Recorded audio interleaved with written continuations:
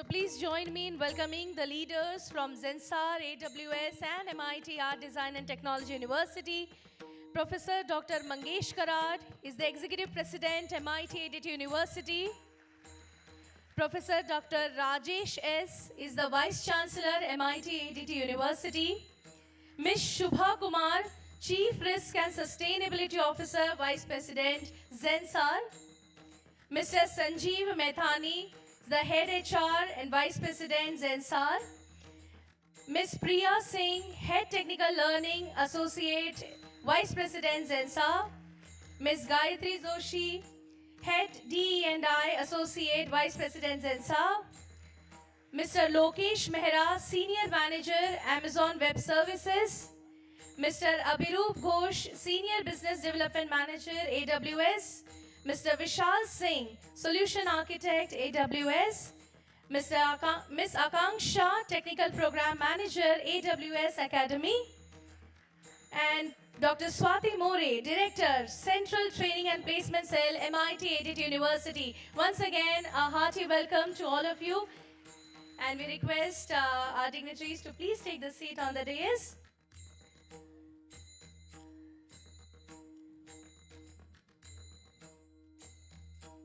So once again, a very good morning, ladies and gentlemen. I am Sneha Bagatkar, your host for the day. A warm welcome to all of you.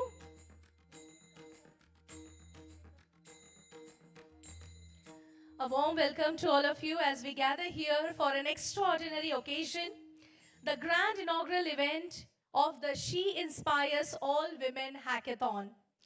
This is not just a hackathon, it is a groundbreaking movement empowering women in latest technology, and we are thrilled to have you join us on this inspiring journey.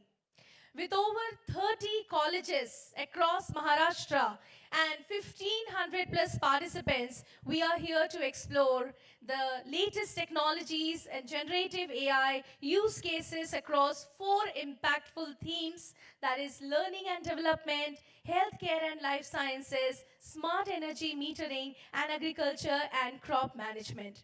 Supported by RPG Foundation's ESD program and Zensar Learning Academy, this event is all about breaking barriers and fostering women-led innovation in tech. And today we celebrate collaboration, innovation, and inclusivity brought to you by MIT-ADT Design and Technology University, Central Corporate Relations and Placement Cell, in partnership with RPG Foundation, Zensar, and AWS. Let's dive into this incredible journey of creativity and collaboration. This unique offline event in Pune was initiated online as a soft launch and prerequisite learning on the 10th of March 2025, followed by a 2-day hackathon, that is today, 20th, and followed by 21st of March 2025. It is an incredible opportunity, especially crafted for the engineering female students to showcase their talent, drive innovation AI solutions, and shape the future of technology. For the first time ever, dear students, we are witnessing this grand collaboration come to life, an unstoppable force of creativity and empowerment. So let's gear up for an inspiring day ahead, filled with ideas, energy, and innovation. So without further ado, let's dive into the She Inspires All Women Hackathon with a grand applause, because this is where the future begins.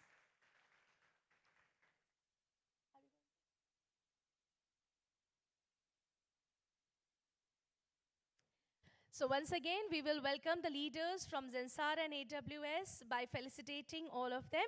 So I request our Honorable Professor Dr. Mangesh Karad Sir, Executive President, MIT-ADT University, and Professor Dr. Rajesh S., Vice Chancellor, MIT-ADT University, to extend a warm welcome with a felicitation to Ms.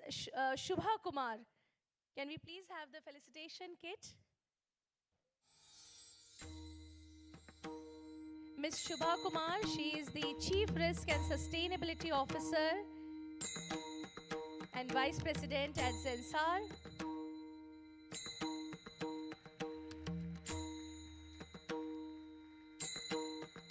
She brings over 2 decades of experience in the IT industry, and after leading the global quality function for more than a decade and spearheading operational excellence initiatives at Zensar.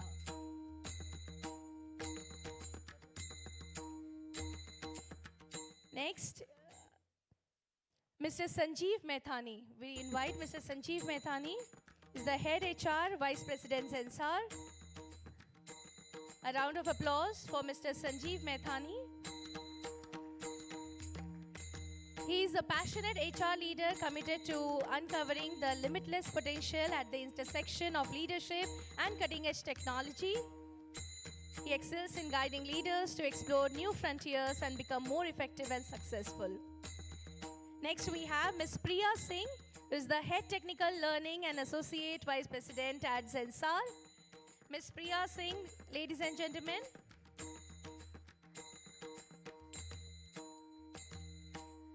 She leads the Global Technical Learning and Talent Transformation team, seamlessly integrating learning, organizational development, and business engagements with again over 2 decades of experience in technology-driven environments. Next, we have Ms. Gayatri Joshi. She is the Head DE&I Associate Vice President Zensar. Ms. Gayatri Joshi, everyone. Let us have a round of applause. She is a distinguished leader in human resources, renowned for her visionary approach and extensive experience at Zensar Technologies. We also have the leaders from AWS team, that is Amazon Web Services, Mr. Lokesh Mehra. Mr. Lokesh Mehra.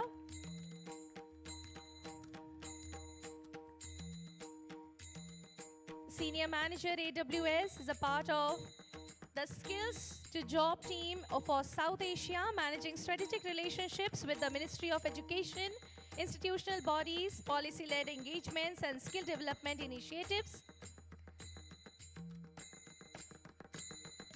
Next, we have Mr. Abhirup Ghosh. He is the Senior Business Development Manager, AWS.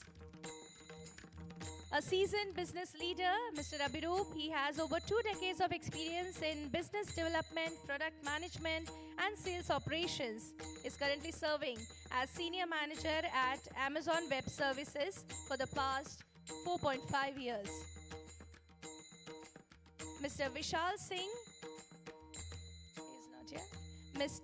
Akanksha, Technical Program Manager, Amazon Web Services Academy. Ms. Akanksha.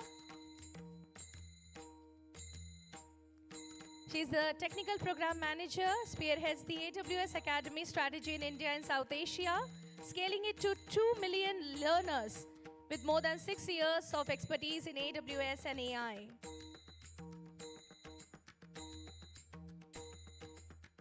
We also have Ms. Rashmi Rajopadhyay with us. She is the Director Learning at Zensar. Let us welcome Ms. Rashmi Rajopadhyay. She also has more than 2 decades of experience in handling learning and development.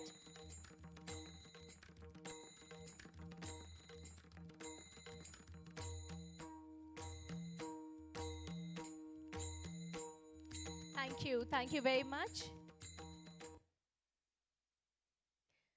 Thank you. And now to mark the auspicious beginning of by lighting the lamp. We invite the Zensar team, the AWS team, and MIT-ADT. Dear friends, the sacred act of lighting of lamp symbolizes the dispelling of darkness and the dawn of knowledge, inspiration, and innovation. It values at the heart of this event.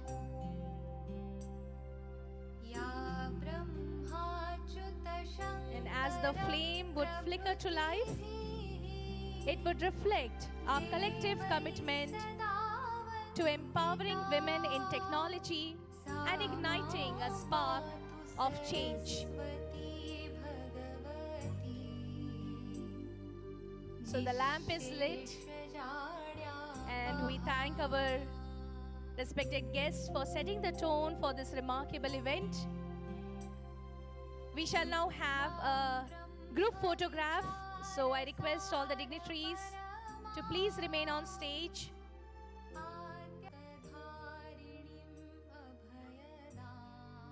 So a picture that will forever commemorate the launch of this inspiring initiative, She Inspires All Women Hackathon.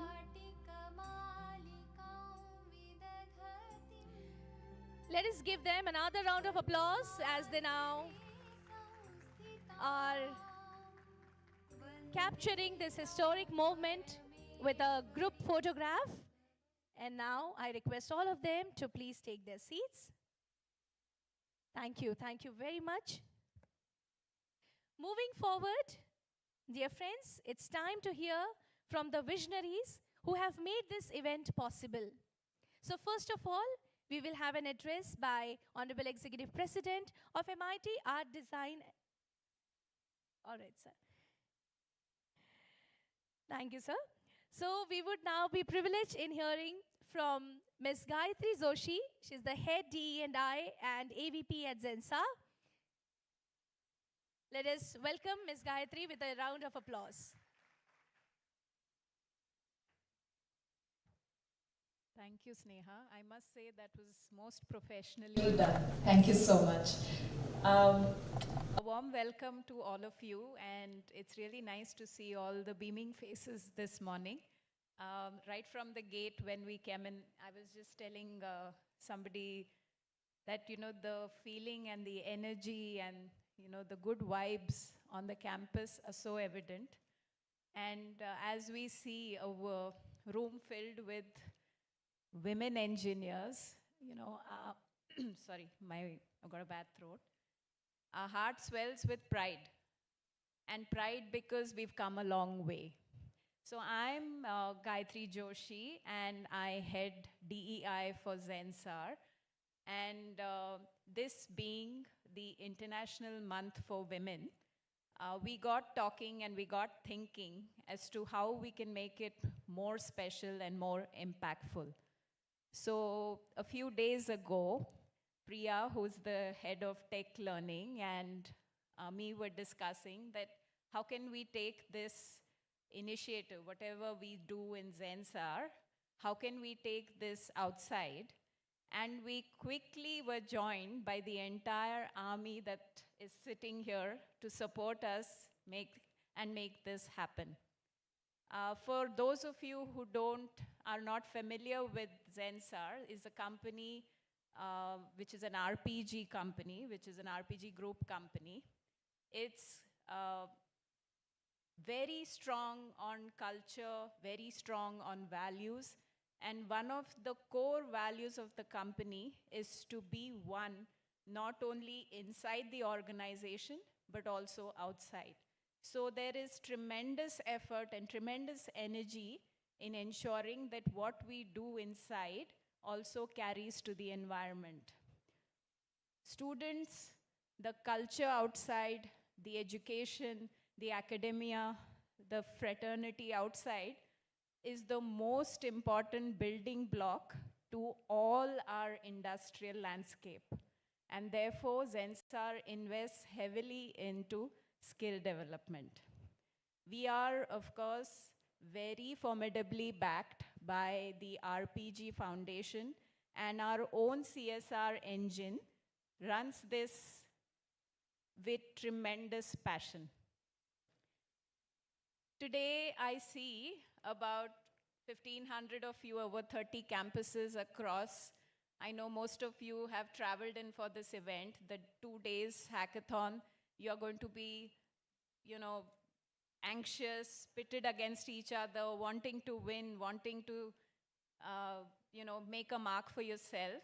But while you do that, I want you to sit back and realize how far you've come and how you've made it. And be proud of yourselves, work with each other, and enjoy yourselves. It's all about looking back at life's moments and opportunities and say, hey, I did this some time ago, but I enjoyed myself. So good luck to all of you. माझ्याकडून सगळ्यांना हार्दिक शुभेच्छा and a warm welcome and all the best to all of you. Thank you. खूप खूप आभार, Gayatri ma'am. Thank you very much. So let us continue with more insights from our esteemed leaders. Up next, we would like to invite Ms. Shubha Kumar from Zensar. She is the Chief Risk and Sustainability Officer, Vice President Zensar. Good morning, and it's incredibly uplifting to see the wonderful group over here today. All the bright faces looking forward to a wonderful hackathon that lies ahead, lots of learning. When I look at the group here today, I was just thinking about, passing out engineering in 1995, which will probably some of you were not born at that time. Most of you were not born at that time. And when I got my branch, which was electrical, I was the only girl in the entire classroom. And it was quite intimidating, just to be the only girl in the class. And I just look at the room today and I see how long, how far we have come. It's wonderful to see so many girls and women, aspiring to be experts in technology. It's absolutely wonderful. And, while we are on the subject of technology and, particularly AI, all the themes that were called out earlier, I just think that, while we are making tremendous progress, also there's a lot of good that is happening. We're talking about progress in medical science and crop culture. So I'm just very, very thankful that, such a theme has been selected for today. And I would encourage all of you to put your heart and soul into this opportunity.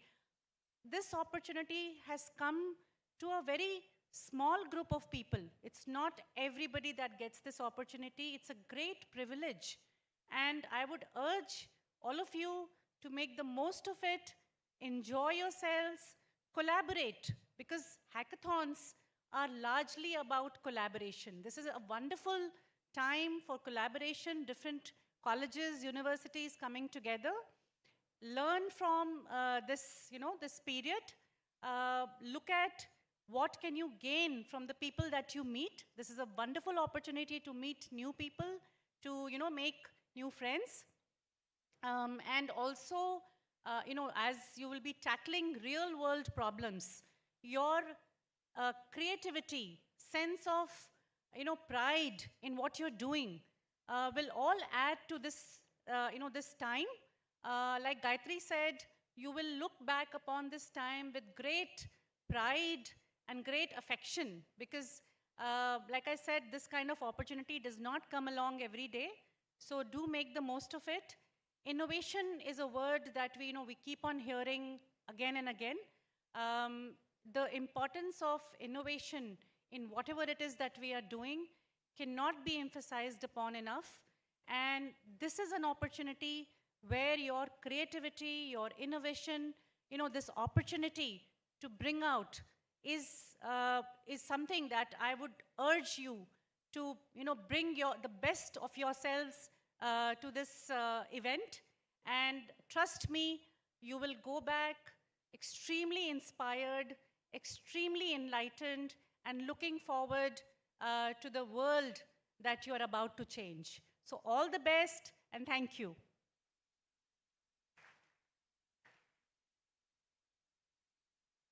Thank you very much, Shubha ma'am, for that motivating address. And next, we are honored to hear from Mr. Sanjeev Mehtani. He's the Head HR Vice President Zensar. Please welcome him with a round of applause.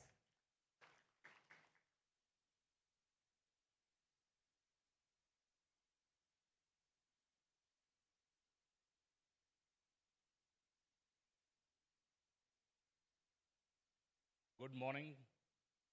There are how many students who have traveled from outside Pune and are here today? Ooh, wow. Big round of applause. This shows the key thing that is required in this world to grow, right? Passion. You have shown that nothing stops you from achieving something as small as traveling all the way across. I've heard a lot of you have traveled overnight and then managed to get fresh and be here so that you can make most out of the event. Uh,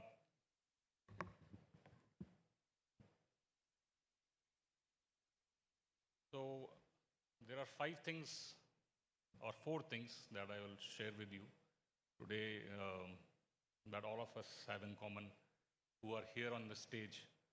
Uh, Before that, I'm trying to see whether I can have a slide that I shared. Have any of you heard of this lady? She is Pabiben Rabri, right? She used to be uh, a villager. At the age of 5, her father passed away. She had one younger sister and one elder sister.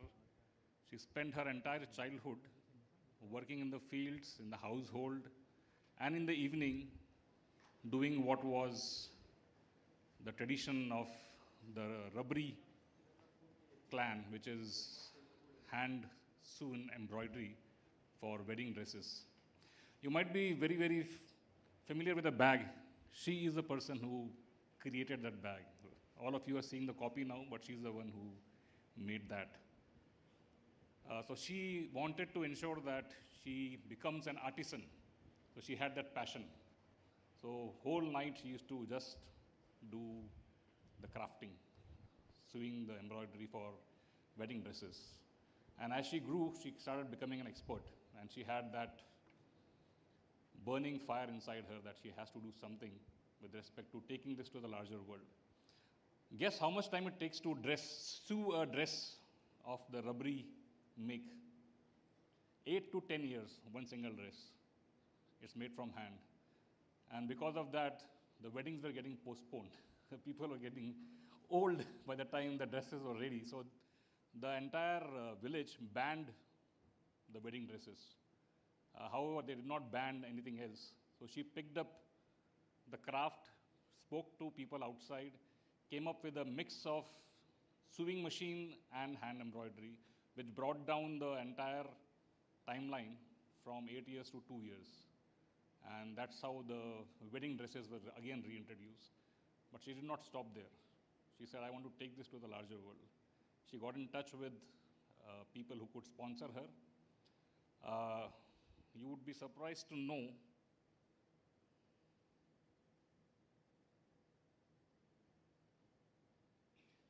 the Pabiben brand is currently displayed at Smithsonian Museum in New York, Textile Museum in Washington, Taj Group of Hotels, and multiple other global brands.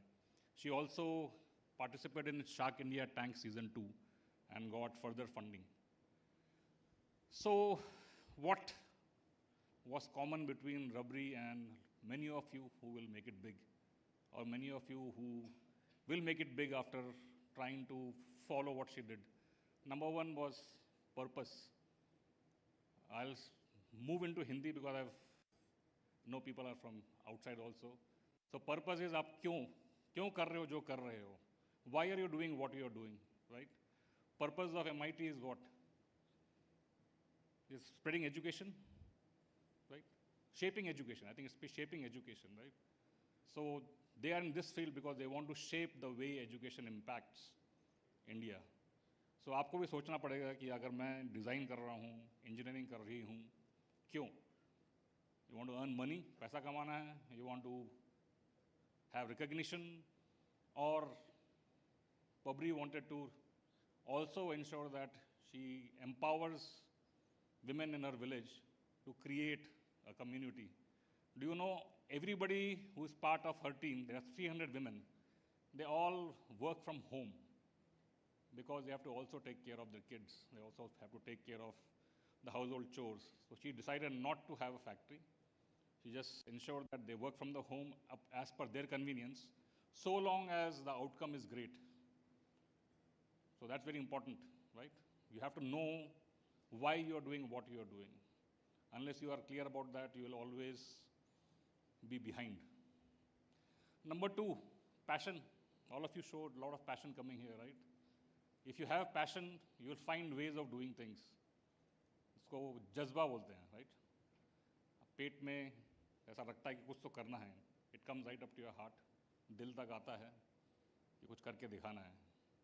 अगर वो जज्बा रहेगा, you'll find ways to get help, to ask for help, to work together. Collaboration, I think Shubha talked about collaboration. Collaboration is finding anybody who can help you.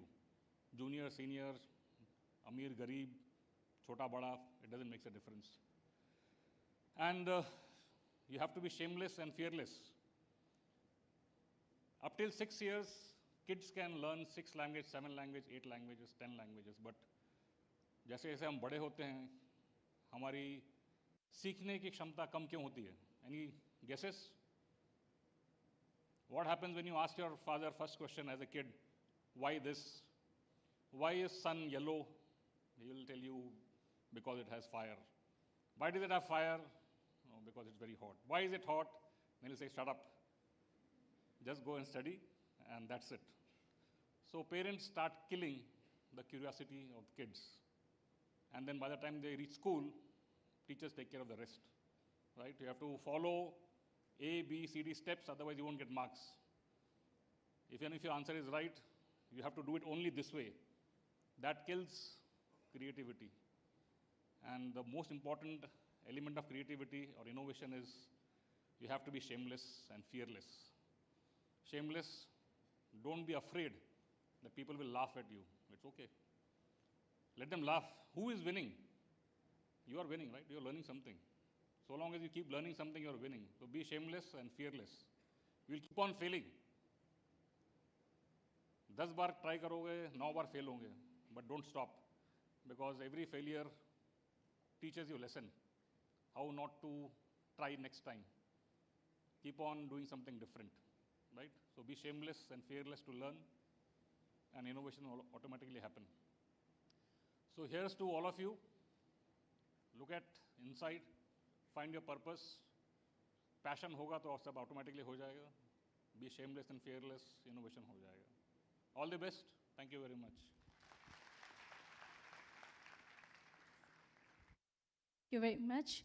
It was such an inspiring vision. Thank you so much, Mr. Sanjeev, for sharing with us.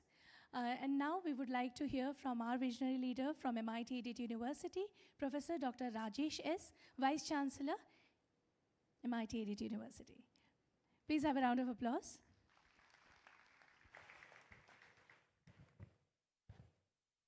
Respected Honorable Executive President, Sir, Dr. Mangesh Karat, Sir, and all the dignitaries on stage from various companies like Zensar and AWS and things alike.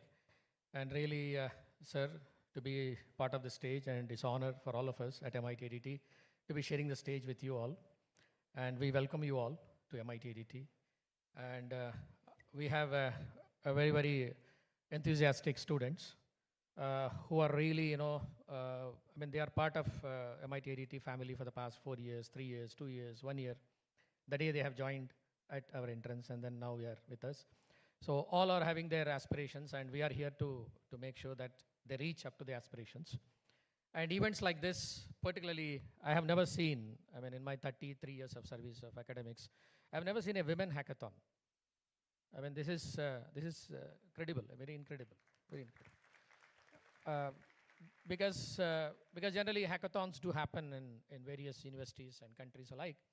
But I think this is a great opportunity, for all the women students to come forward. And then, like the previous speakers were saying, honorable members were saying, that this is really great opportunity. Okay, and then you pitch on with one another and then do that. But again, make sure you learn the technology first. That is very important. So in a hackathon, you might know what exactly you're trying to do, or trying to solve the problem given in hand, or whether it is what kind of problem you're solving. But then again, it's a great learning experience in all. So with this, I sincerely urge all the students in and outside of Pune, from all the colleges, we all welcome you. We welcome you all to MIT-ADT, and let's have a resounding hackathon for all the women students. Thank you.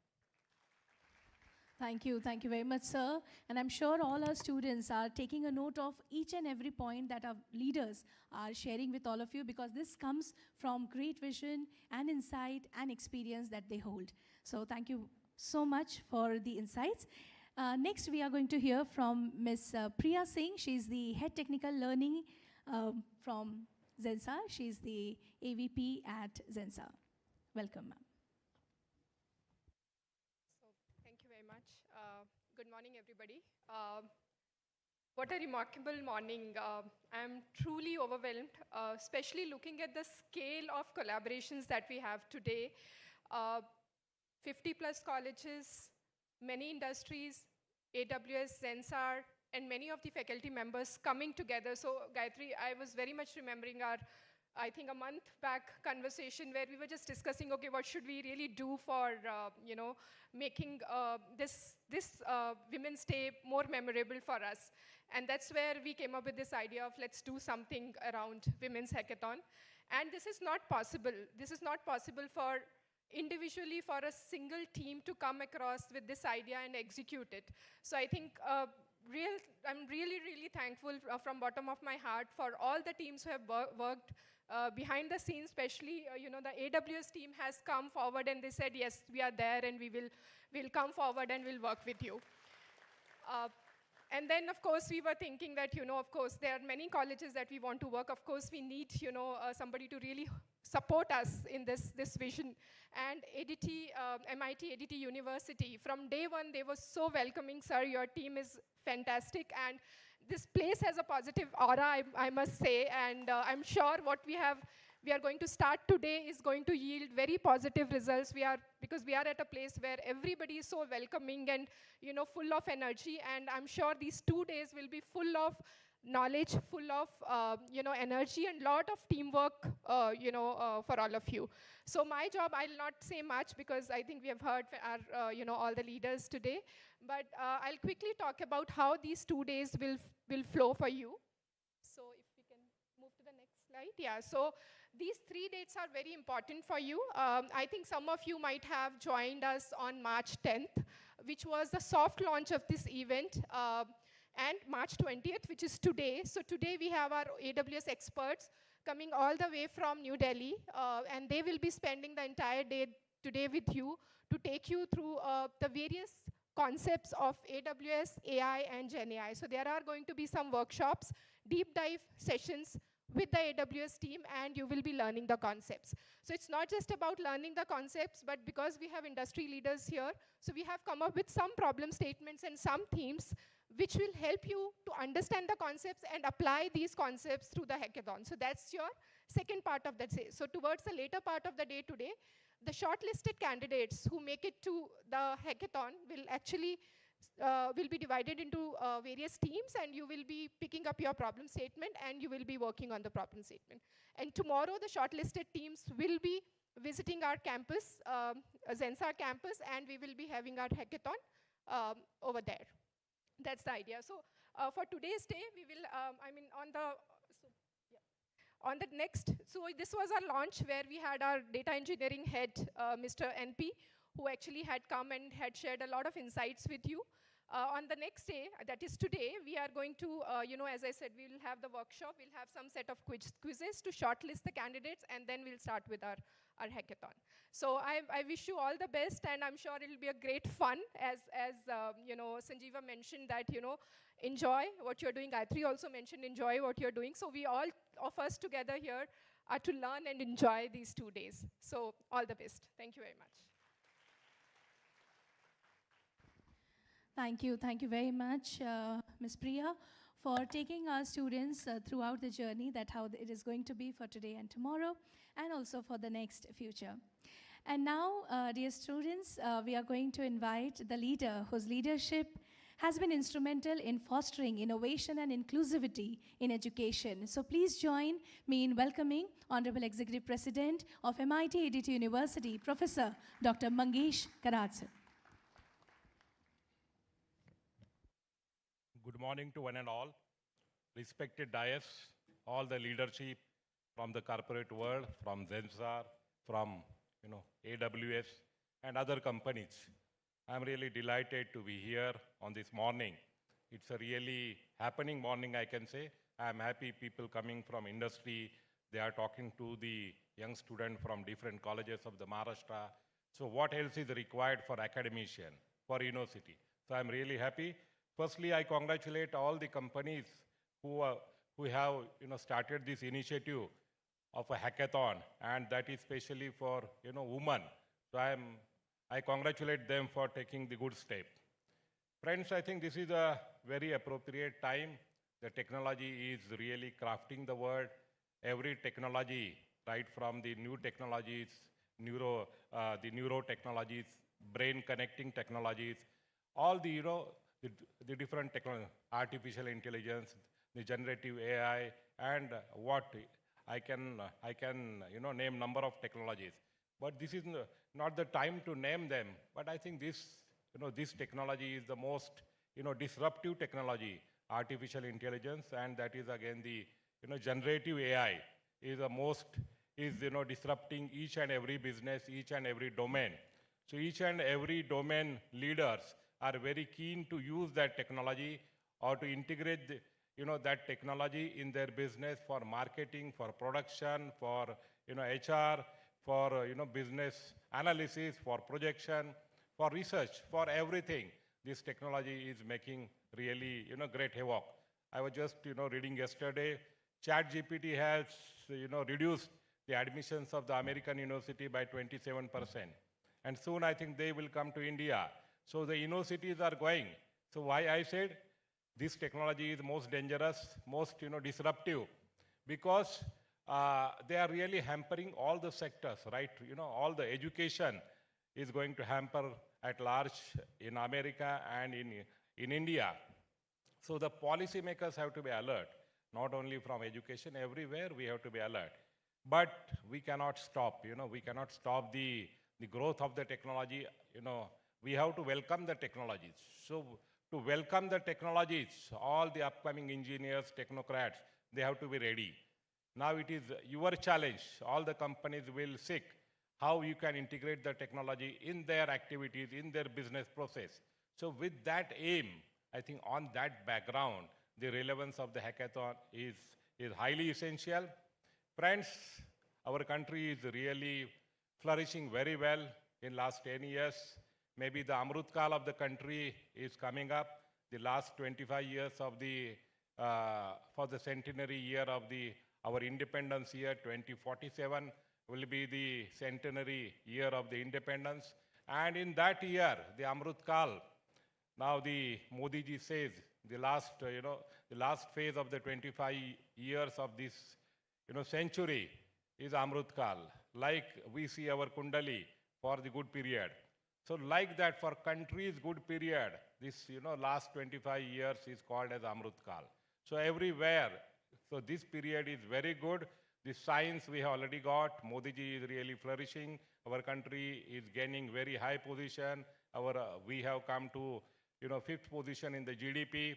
All our people, India's leadership is welcomed by the America, by the Ukraine, by the whole world. Modi ji is a good leader. I'm not promoting BJP as such, but my point is that it is a very golden period for our country. It is a very golden period for every person, every citizen of the country, every organization. On that background, what we can do, that question we have to ask. We have to put in our 200% for the growth to become the developed country by the coming, by 2047. And to develop the country, we need to develop the GDP of the country, we have to develop our own products. We have to come out with the innovation. We have to give the product which can be 10 times cheaper and which can be 10 times faster in operation.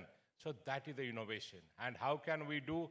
That is the real challenge. And for that purpose, you have to develop your critical thinking ability, your problem solving ability, and for that, collaborative the spirit with the teammates, with the other company people. And for that thing, hackathon is the only way. The Modi ji has started hackathons right from 2015. All India Council for Technical Education, they conduct every year hackathons. And I think now more than 30,000 teams, they participate at a national level. And finally, few selected team go for the final, maybe 2,000 or 3,000. And in 27 categories, they give the prizes. Our real challenge comes later. Those who are the winners in the hackathons, they have to pursue their passion to develop their idea into the product. And how finally we can deliver the solution to that problem to the world, that shall be the quest. So hackathon is just beginning.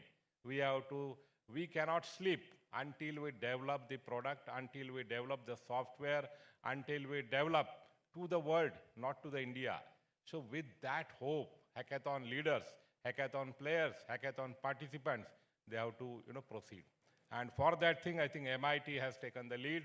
We say it as MIT, the new generation university.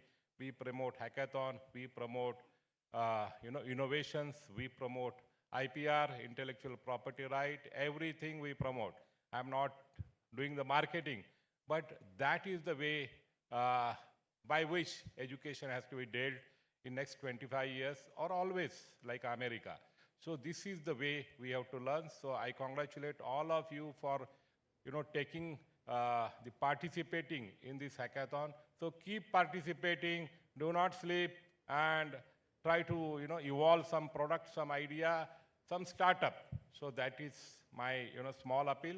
With these words, once again, I'm really happy to welcome all the leaders from the corporate world, and best luck to all of you. Thank you very much. Thank you very much, sir. It is always inspiring, actually, to hear from these leaders.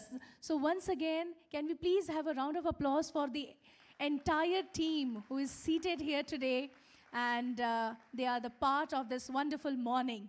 So, and once again, I would like to request all of you to have a round of applause for yourselves, because it is because of you why and how this event is going to be a successful one. So please have a huge, huge round of applause. It is not doing justice to the efforts that you all have put in.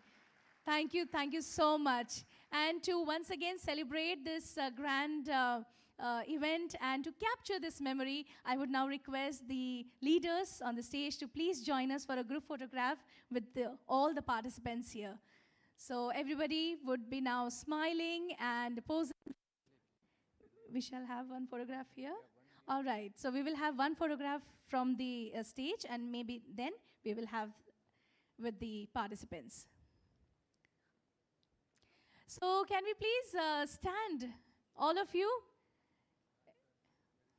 हाँ, इस तरीके से हम यहाँ से turn कर सकते हैं. Yes, yes. All of you, everybody. If you want to be seen in the photograph, you have to stand and smile.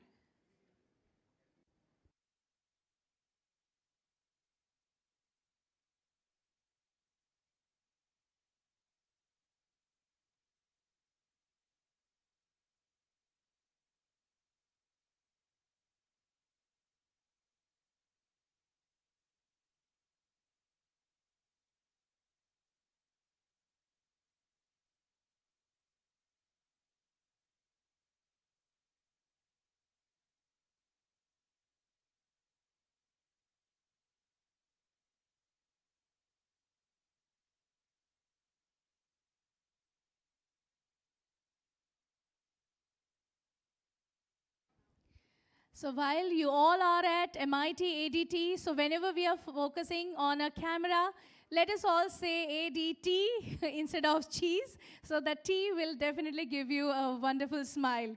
So we are inviting the leaders to please come down.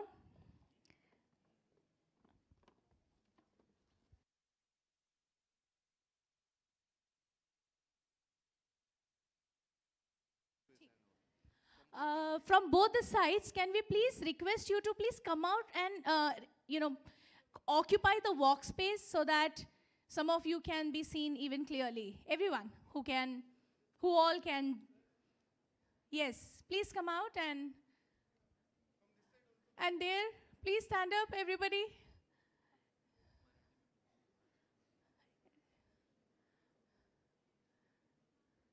आगे भी आ सकते हैं आप लोग. You can come to this side so that you should be seen in the photograph.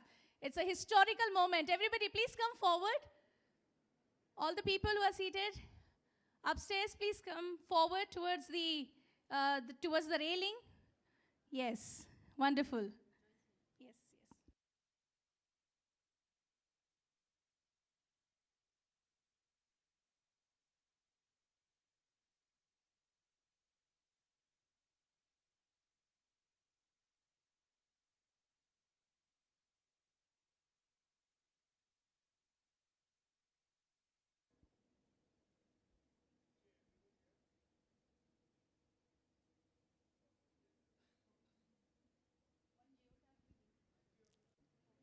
Thank you so much. So 3 cheers to the wonderful She Inspires Women's All Women Hackathon.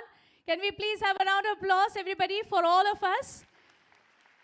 So this is not the end of the program. We have the whole day lined up, but yes, this is the end of the formal event that we just had. So I request everybody to please take the seats in the audience. And we shall now invite the AWS team to take the program forward. So from AWS team, we have with us Mr. Lokesh Mehra, Mr. Abhiroop Ghosh, and Ms. Akanksha. So I hand over the stage to Mr. Lokesh. Sure, definitely, sir. You can interact. So thank you very much. Quick question. How many of you know what are enzymes or catalysts? Raise of hands. So the good part is MIT-ADT is the catalyst who's right now shaping your future through this hackathon. So I think I have 2 minutes before Akanksha starts. So all of you are becoming female engineers. Anybody who knows what was the name of the first female engineer of India? Raise of hands. Yes, ma'am.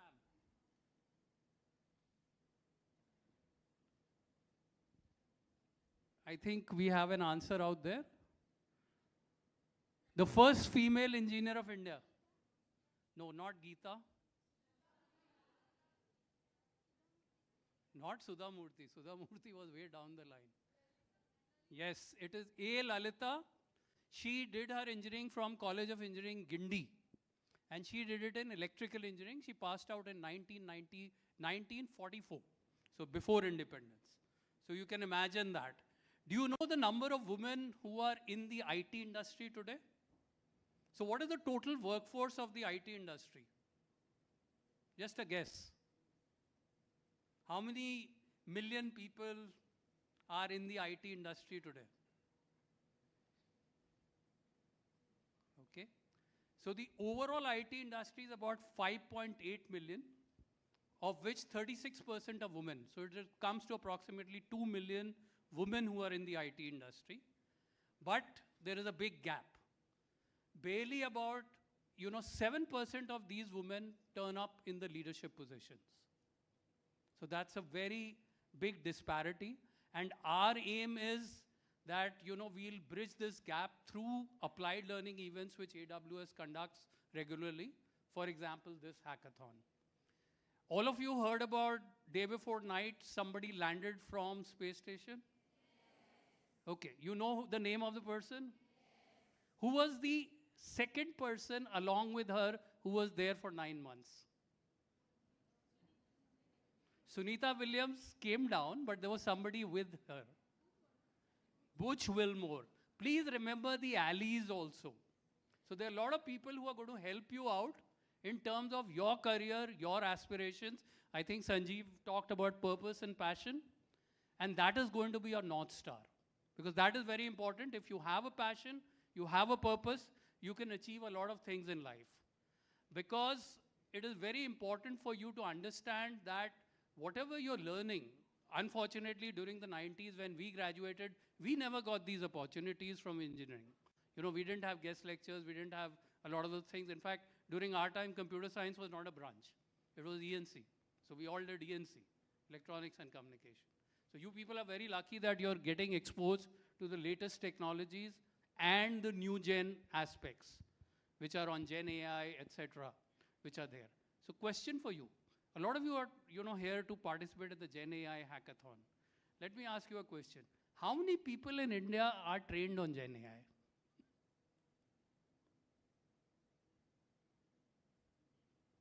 Gen AI, generative AI, AI, ML, almost all, 5.8 million people. So, ma'am is right. There are only about 6,50,000 people who are trained currently who are exposed and Gen AI literate. What is the expected growth rate of this industry by 2027? Rough figure. What percentage? No answer? 5% somebody said. Sorry? I can't hear it. 5 million. I am asking for the percentage rate of which the industry will grow. Yes, ma'am. 19%, you're somewhere nearby. It is expected to grow till 34%. So that 6,50,000 will become 2,50,000 by the year 2027. Do you know how much cloud will contribute to the GDP by 2028? What percentage of the economy? Currently, do you know what is the percentage of the economy to which digital economy, it is called, contributes to India's GDP? It is 12%. How much will cloud contribute in the next 4 years? 20% too high. It's about 8%. So cloud is growing phenomenally, and a lot of you out here I know are from our existing Tech Alliance and AWS academies. So all of you have been exposed to cloud. You are one of the few lucky ones who have been doing that. I hope you're all conversant in terms of EC2, VPNs, etc. Okay, good. So Akanksha is going to be now running the show. Are you connected or do you? Okay, so it's going to get connected and then we'll do that. So we'll keep on interacting. And if you have any questions, Abhiroop, maybe you can raise your hand. Abhiroop and I are here to answer your questions. We'll try and keep it as informal. It's like the Sprite ad. Clear? No bakwas, just no gyan. Okay? So we're going to have you in the hands of Akanksha, where she's going to run the show. And she's going to give you some aspects of, you know, artificial intelligence, machine learning, deep learning, neural networks, the entire aspects.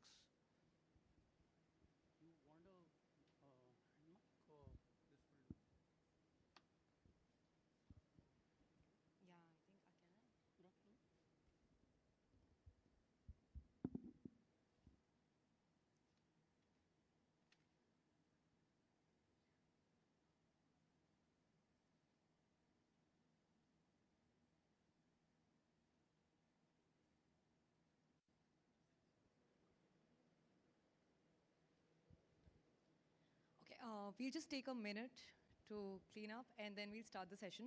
And for that, I can maybe talk about my experience as a woman engineer who started with BTech. And do we have people from CSIT? Can we have people raise their hands from CSIT? Most of you. Anybody from electronics? Okay, electronics people are here. Great. And people from electricals, mechanical? Oh, I love it. I love it. So I'll try to make sure that we all understand the contents of the session. The idea today will be to simplify Gen AI and to learn certain jargons that we hear about every now and then. And I'll tell about my journey before we start off with the session. So I was a BTech in electronics and communication and not by choice. So I think, you know, some of us can relate, right? Because our dads are like, you should have, you know, be financially independent, do whatever you want after. Get a BTech first. Make sense? Can anybody relate? Any people can raise their hands? Yeah? I mean, you know, I would crib about it for a while, but then I think, you know, I mean, BTech makes you very resilient and a person who can just prepare a few nights before the exams. So right? So I think it kind of gives you a life skill, right? So that is always there. So I was not a great electronics student.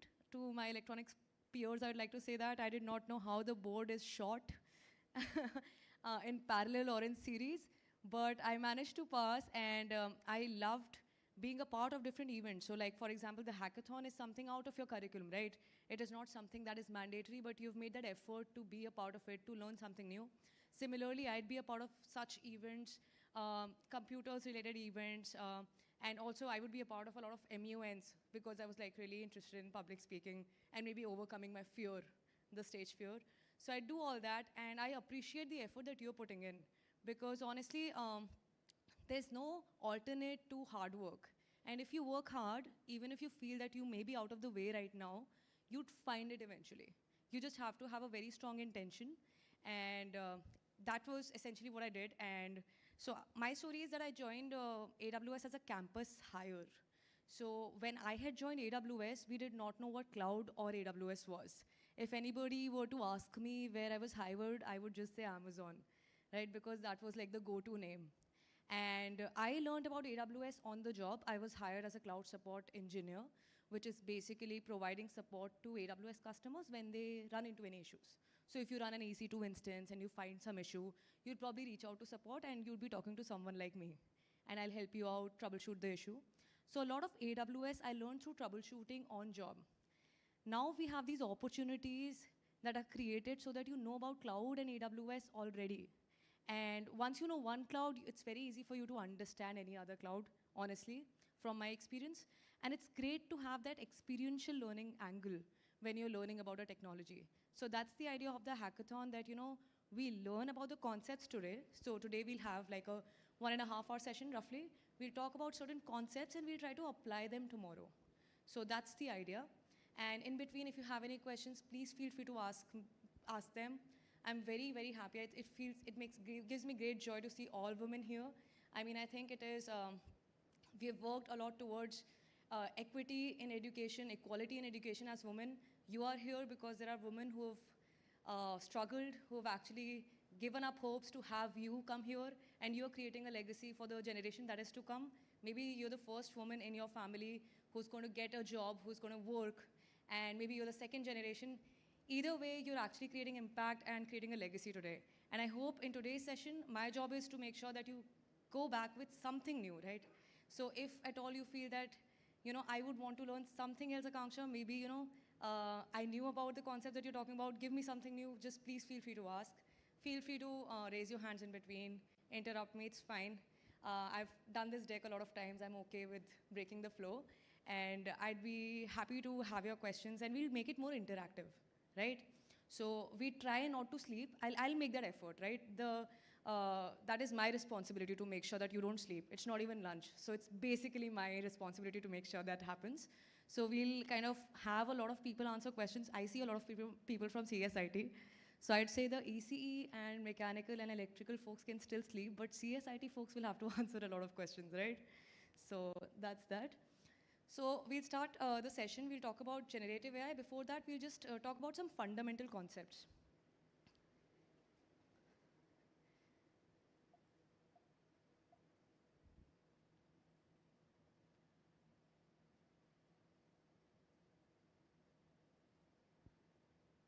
All right, so these are the key questions that we'll try to answer in this session. This is a generic session on generative AI. So we'll be talking about certain keywords like foundation model, large language model. Have you heard about these terms? Foundation model, yes or no? We have heard about large language models? Great. So we just try to understand a bit further about them. Do we know about prompting? What is a prompt? Prompt engineering? Great. So we'll be diving deep into them. And in the next session that we'd have after lunch, we'll be having some students shortlisted for the hackathon. And we'd have a deep dive on the stack that we have at AWS, generative AI stack that we have at AWS. And then we would also be briefing you on the hackathon details. All right? So basically, the key questions that we'll try to answer. And I think most of them you already have answers to. I think you'd be leading the session instead of me. So firstly, we talked about what is artificial intelligence, what is machine learning, what are different types of machine learning techniques. And then we'd get into generative AI, how it works, and then the practical application. So this particular session is not a deep dive, but we'd have it after the lunch. So what is artificial intelligence? This is a question for you all. Any takers for this question? You can raise your hand. What is artificial intelligence? All right, yes, ma'am. Please tell me your name, your year, and then the answer to the question. Yeah, you have the mic. Yeah. My name is Khyati Parchuri. I'm from MIT-ADT University from third year, and my specialization is AIA, Artificial Intelligence and Analytics. So artificial intelligence is like how a machine can think like a human being. So artificial intelligence replicates a human brain, the neural network. So when a neuron thinks, how we can teach a machine how a neural network works. Great. So Khyati knows more AI than me. And if Khyati says that, I will believe her. So Khyati says that we are basically, the machine is trying to mimic human intelligence. That is where the word comes from. That is AI. And if I were to just move the slide, we'll see that, if we see the definition of AI, it's basically, if we have to think of a very simplest form of AI, we'd call it a code, right? If I'm having an if-else statement to make a decision, that is the simplest form of AI. If I were to have Alexa talk to me, that is a more complex form of AI. So that is basically, we are trying to mimic human intelligence. We are trying to mimic a decision-making program. That is what we are doing when we are using AI, right? The subset of AI is basically machine learning, right? Anyone who'd like to talk about machine learning? What is machine learning? Yes, ma'am.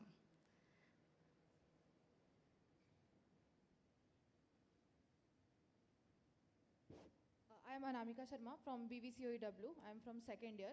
Machine learning, basically the base idea is when the machine learns from your previous data to produce future responses according to your will and whatever you have researched about previously. Great.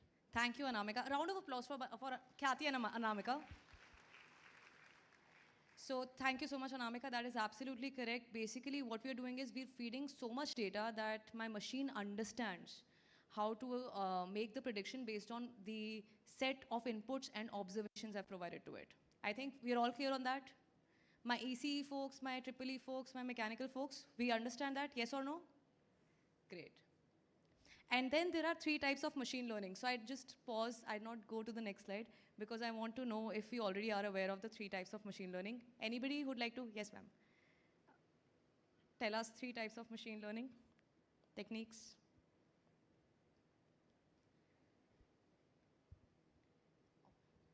Hello, my name is Nidhi. I'm from IT and I'm from MIT. So the 3 types of machine learning will be supervised machine learning, unsupervised. Reinforcement learning? Reinforcement also. Right? All right, all right.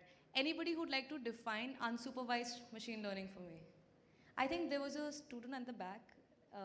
Ma'am, would you like to define unsupervised learning?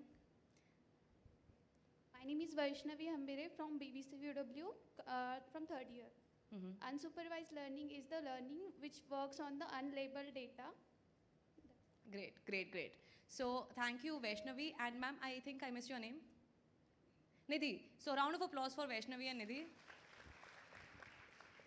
So we have machine learning type, supervised, unsupervised, and reinforcement learning. So like Vaishnavi said that unsupervised learning is basically I am training my model, machine learning model, on unlabeled data. So that is essentially what it is, and I'll show you an example so that we have a better visual idea on how essentially it works.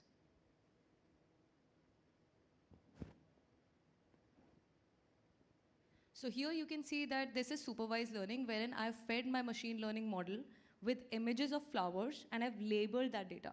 This would be called as training examples. And now what I do is I provide an input image to my model.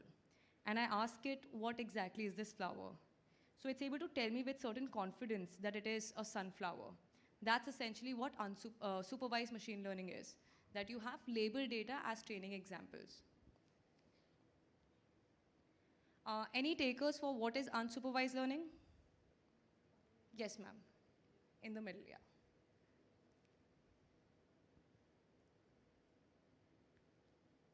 Yeah, she's in the middle row, yeah, over there.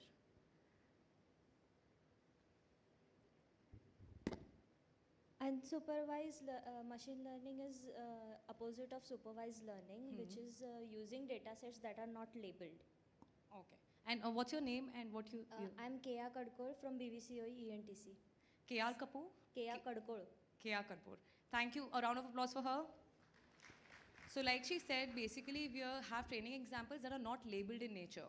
So what happens is when we are using unsupervised learning, it has great use case when we want to group data, we want to cluster data, because we are able to understand a cluster of data or understand patterns with unsupervised learning. We have trained it with a lot of examples, a lot of training examples that are not labeled in nature. So here, for example, you can see that we have unlabeled data. We are not identifying particular animals or flowers. But then when I put in an image, it understands that this particular image belongs to a category of flowers. So that is unsupervised learning. And lastly, we have reinforcement learning. Anybody? Yes, ma'am.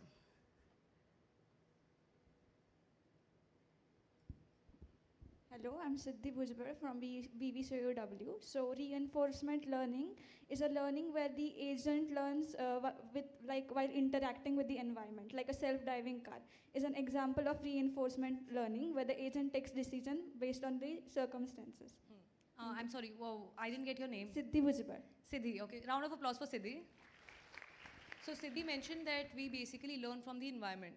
What happens with reinforcement learning is it's basically like gaming. If you do the right thing, you get points. If you, do you like to play games? Maybe Vice City, I used to play a lot of Vice City. If you're doing the mission, you get the points, plus points. If you start killing people to get money, you lose points, you get penalized, right?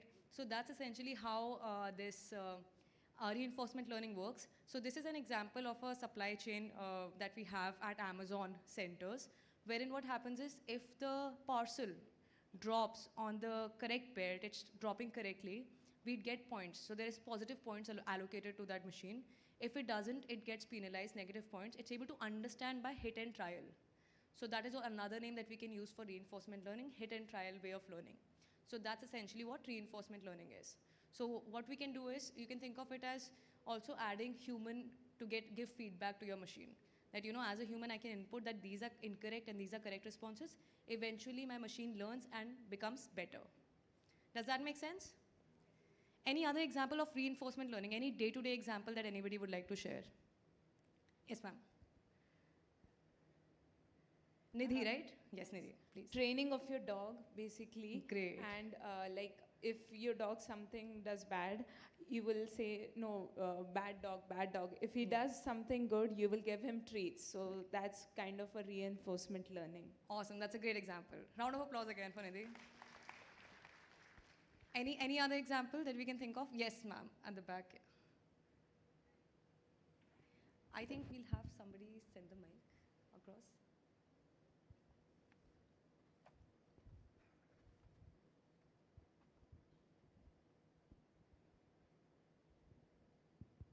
My name is Pooja Garje. I am from BVCOEW.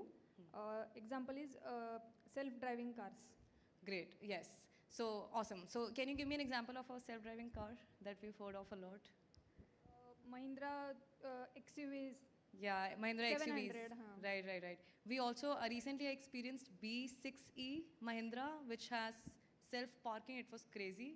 And again, that is an amazing example of reinforcement learning wherein we are trying to understand how exactly, with the point system, we can reward a car on, being able to automatically go to the right space. Yes, ma'am, you had another example of reinforcement?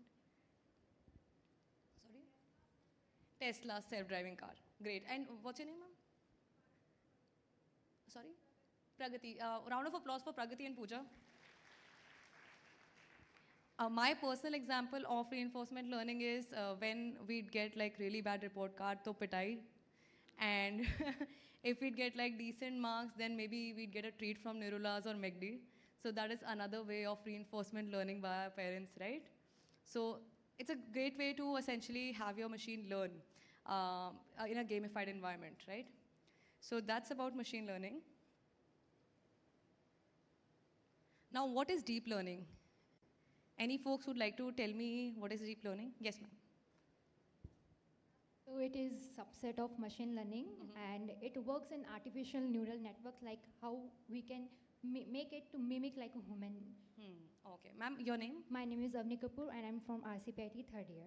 Thank you, Avni. A round of applause for Avni. So we have a set of neural networks that actually makes our machine learning very intelligent. So what happens with deep learning is that, for example, I have a situation wherein I'm using a traditional machine learning data. I have a certain data set with me. I hire a machine learning engineer. And what I'm doing is I am hiring this machine learning engineer to tell me a result of certain, a problem statement I have, that how many students will pass this year. And this ML engineer is basically supposed to pick up the features that will affect it. So the ML engineer thinks that, maybe hours of study is something that impacts, and maybe the consistency of studying throughout the semester. And what will happen is that in that case, sometimes there is a bias of a machine learning engineer, right? As a person, I have a human bias that I would think XYZ parameters matter more. And maybe I'm considering some outliers and I'm not realizing them. What happens with deep learning is that I'm letting machine decide what features are more relevant, because this is a set of neural networks that are deeply connected, and it's able to make a better prediction. So for example, when we talk about property, maybe I'm a person who's in real estate and I've hired an ML engineer and I've asked that, how do I price this property? And this person says number of bedrooms are important, location is important, square footage is important. But what if there is some kind of detail, some kind of feature which is actually relevant and is being missed by our ML developer? So what happens is, with deep learning, I have a neural network, deep learning algorithm, that selects feature automatically. So my deep learning algorithm will understand that there is some previous 5-year that I can buy and give the exam. And that is also an important feature that I have to take into account when I'm talking about passing the BTech exam. Or for example, if I am buying a property, maybe my deep learning algorithm identifies that facilities in the property are also important. Do I have a gym? Do I have a grocery store? So on and so forth. So these features are automatically being fetched by your deep learning algorithm. So that is when you'd want to use deep learning techniques to essentially evaluate or make a prediction. Now, this is very intelligent, right? This deep learning algorithm can do the right thing for me, can identify outliers, can make sure that the sum of averages is taken care of instead of some outlier data. There is a removal of human error and bias. What is a use case wherein I would not want to use it? Anybody? Why would I not want to use deep learning with everything? Why do I at all need traditional machine learning technique? Yes, ma'am. Okay, if I use some XYZ deep learning algorithm that is injected by some issue, then maybe it will give bias. But if I'm talking about a state-of-art model, that this is the best deep learning technique that I have, without biases, without... you can't... Oh, okay, no worries. Anybody else who would like to answer this? Yes, yes, ma'am.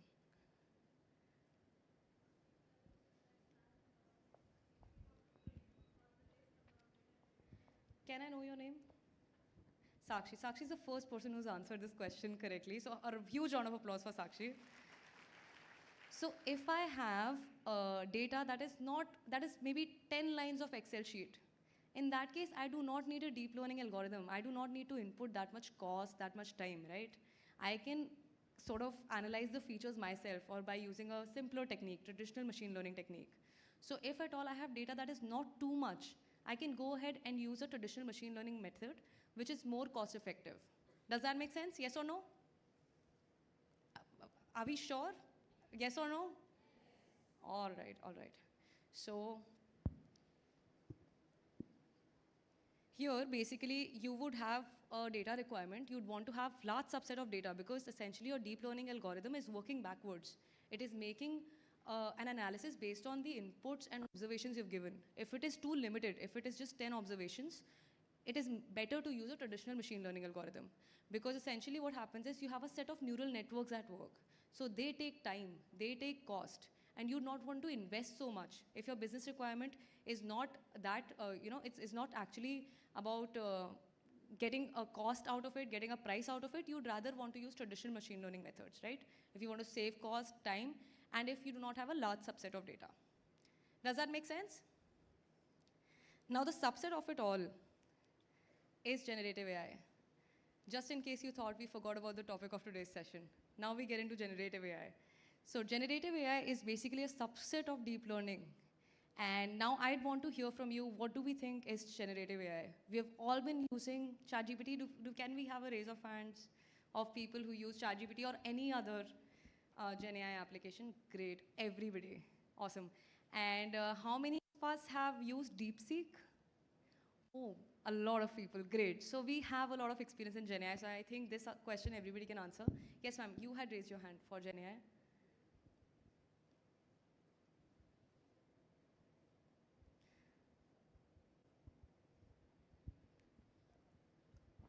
Hello ma'am, my name is Hina Gehlot. I am from Vishwakarma University and I will like to speak about generative AI, that is where some contents are created with the help of machine learning, which can be text, code, music or any other types of videos generations which can be done with the help of machine learnings, and GPT is the biggest example of it.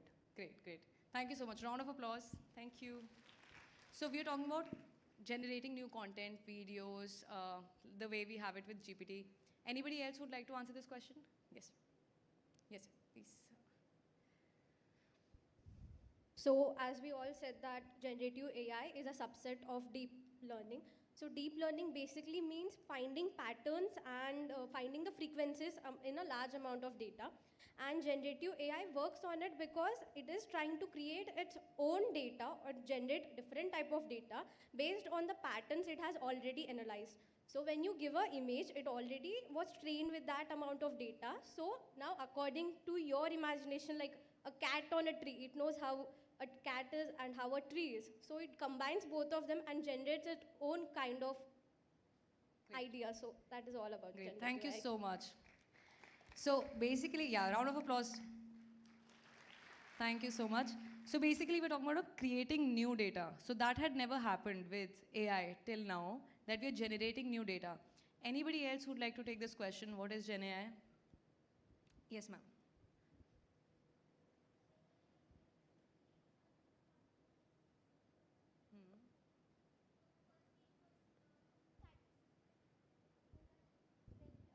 Current neural networks. Hmm. So RNN is basically used for translating the text. So we use the Google Translator that it will translate the text English to Marathi or Hindi. And then we have the transformers. So ChatGPT uses transformer, that is GPT, that is generative pre-trained transformer. So that is related to Gen AI. Great, great, great. Thank you so much. Your name is? Myself Anushka Khilari from Sangamner, AVCU. Thank you, Anushka. A round of applause for Anushka. So Anushka is saying that there is an advantage of using generative AI over recurring neural network. We'll talk a little bit more about recurring neural network and the advantage of using large language models over it after a few slides. But basically, we are generating new content using something called as transformer architecture. Now, this is a very deep dive concept, and if you're interested, I would suggest you that you kind of make a note of this name, transformer architecture. That is essentially what led to the development of Gen AI. It was in a research paper called as Attention is All You Need. I think my folks would already know about this, right? I am maybe reiterating this, but please make a note that this is a paper, Attention is All You Need. You have great articles also explaining step by step as to how the transformer architecture works. That essentially led to the development of generative AI, that we are parallelly processing a lot of data and generating new content. So I was looking for the word that I'm able to get human-like responses, right? That is another angle of using ChatGPT. Now that, sometimes we tend to use ChatGPT or, Gen AI tools to maybe apply for leaves, right? A lot of people, I have stopped writing emails and my grammar cannot be better than it is right now. Because are we not using ChatGPT to write emails? Anybody who's using ChatGPT very frequently for productivity? Can you raise your hand? A lot of us, right? So it's made our lives very easier. It's made us dumber in the sense that now we do not construct a lot of sentences. Our grammars are state-of-art grammar that we have excelled in. So that's essentially what Gen AI is. And let me go to the next slide. So it's a subset of deep learning, and like ma'am mentioned over there. And basically what we use with generative AI is a machine learning model, which is called as foundation model. So if anybody refers to foundation model, it's basically a machine learning model used with generative AI. Does that make sense? So FM, anybody refers to FM, it is essentially a Gen AI model. So foundation model is capable of generating images, audios, videos, text, code, conversations. They have a lot of use cases, but now we are generating new content.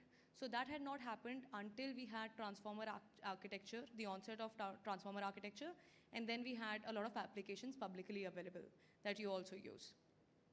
So foundation model is basically a machine learning model used to generate new content or used for generative AI. Now, if we compare, for example, traditional ML performing a task and Gen AI performing a task, here's an example.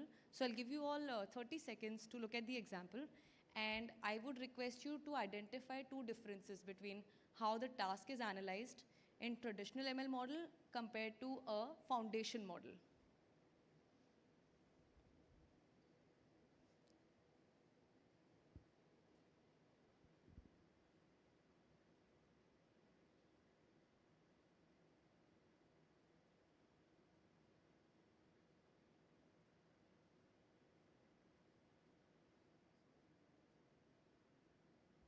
So can we have people raising their hands? Yes, ma'am. Hello, ma'am. I'm Kiran from PCCOE, Pune, TY Engineering. So, in this example, if we compare traditional ML, it is just a sentiment analysis example, which will just state that the statement is in negative sentiment. But if we go with generative AI, along with analyzing the sentiment, it will suggest the steps that are needed to followed for improving our, like if here the sentiment is negative, what all steps are required to be followed to convert the customer review to the positive sentiment. That's Great. it. Great. Thank you, Kiran. Round of applause for Kiran. So basically on the left-hand side, I am doing sentiment analysis. I'm using a traditional model. It is giving me sentiment that, the review of this restaurant is that it's negative, right? On the right-hand side, I'm using a foundation model. In addition to giving me sentiment, it is also giving me recommendation to improve my service. So it is creating content. The second part is basically creating new content, which is human-like, and it is giving me recommendation to improve my service. So this is the difference, main difference, key difference between traditional ML model and Gen AI. Can I get one more difference between the two, to compare these two models? Yes, yes, ma'am. At the back. Hello, I'm Natasha Bogam from SSWCOE Solapur. So the main traditional ML model works only on classification or classification, or it has only binary outputs. But in generative AI, we can see that it can also provide us suggestions or feedbacks to our prompts, that if it's negative, what else we can do to improvise it. So that's the main difference between them. Thank you. Round of applause for Natasha. So basically with the traditional ML model, we have only classification that is performed, right? Sentiment analysis that is performed. On the right-hand side, we see the foundation model is also performing two tasks. It is giving me sentiment and it is also giving me recommendation. So one part is that this recommendation is a new content that is created. The second part of it is, the second difference is that it performs one downstream task. The foundation model provides me two downstream tasks. And this is very important when we kind of create an application for a customer, or if we create our own application. Because if I have less number of elements in my architecture, it is easy for me to identify point of error, and I can always troubleshoot issues in my application better. So I do not want my application to be very cumbersome. So I would rather use a model that essentially gives me multiple downstream tasks instead of a single model with one downstream task. Does that make sense? So that's another key difference between traditional ML and Gen AI. So here, there's a tabular format of, essentially the key differences between the two. So like you can see in traditional ML model, it can handle only one type of data, and you have to very carefully train a traditional ML model. Whereas in generative AI, it is pre-trained on large amount of data. So the foundation model that I'm referring to, that is the machine learning model for generative AI, it's basically a model that is trained on massive amount of general domain data. So that is essentially how it is able to create new content. It is essentially trained on massive amount of data that is available publicly, that is not proprietary. In traditional ML, each model can perform only one task. Like I mentioned, in generative AI, your model can perform multiple tasks. in traditional ML, like I mentioned, you need to carefully train the data on the model. And in generative AI, it is already pre-trained. What you can do is, with foundation model, you can customize it for your use case, wherein we talk about fine-tuning, or we talk about terms like retrieval augmented generation. We can fine-tune, I can customize it. So for example, I want to create an application for MIT-ADT. Maybe I want to create an application for the admissions procedure.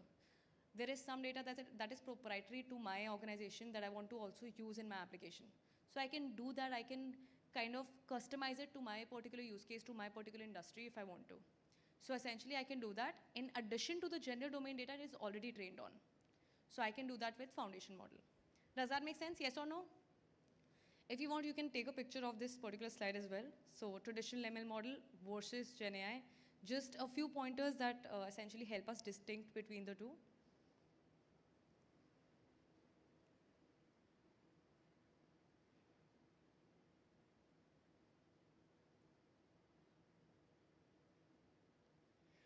So like I've mentioned, the foundation model is basically a model, machine learning model that is getting data from various data sources in different formats.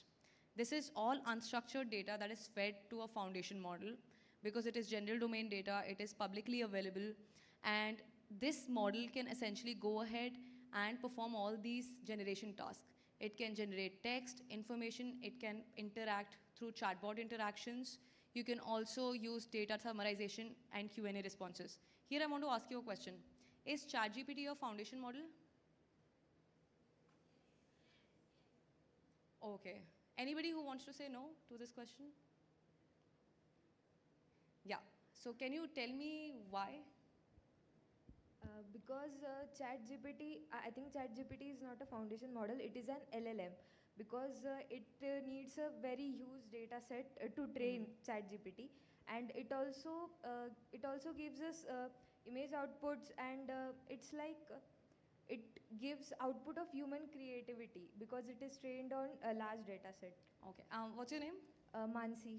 Mansi. Okay, round of applause for Mansi. So ChatGPT is neither LLM nor foundation model. ChatGPT is an application on top of a foundation model. All right?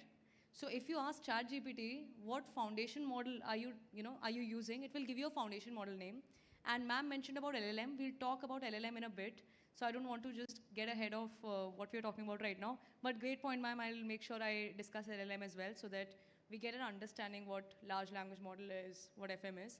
But basically, your ChatGPT is an application that is created on top of a foundation model, right?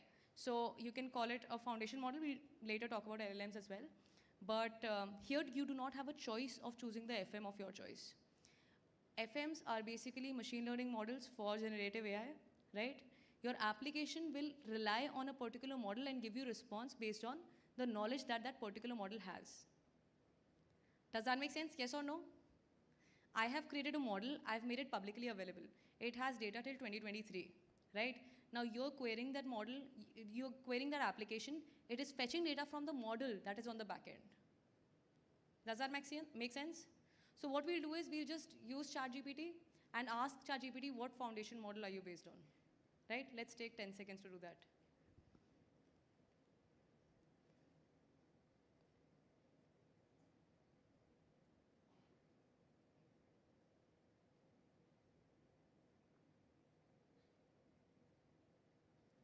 Yeah, anybody would like to tell me?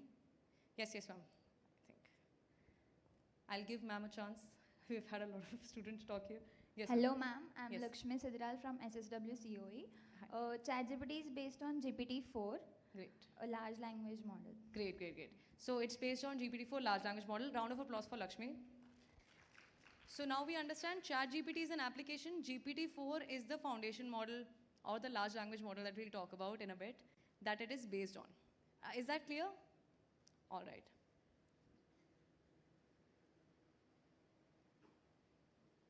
So again, just wanted to show you the difference between traditional ML and foundation model. This is a great way to understand, very visually the difference between the two. Like I mentioned, in the traditional ML model, you'd need particular, number of machine learning models to perform particular task, one task per model.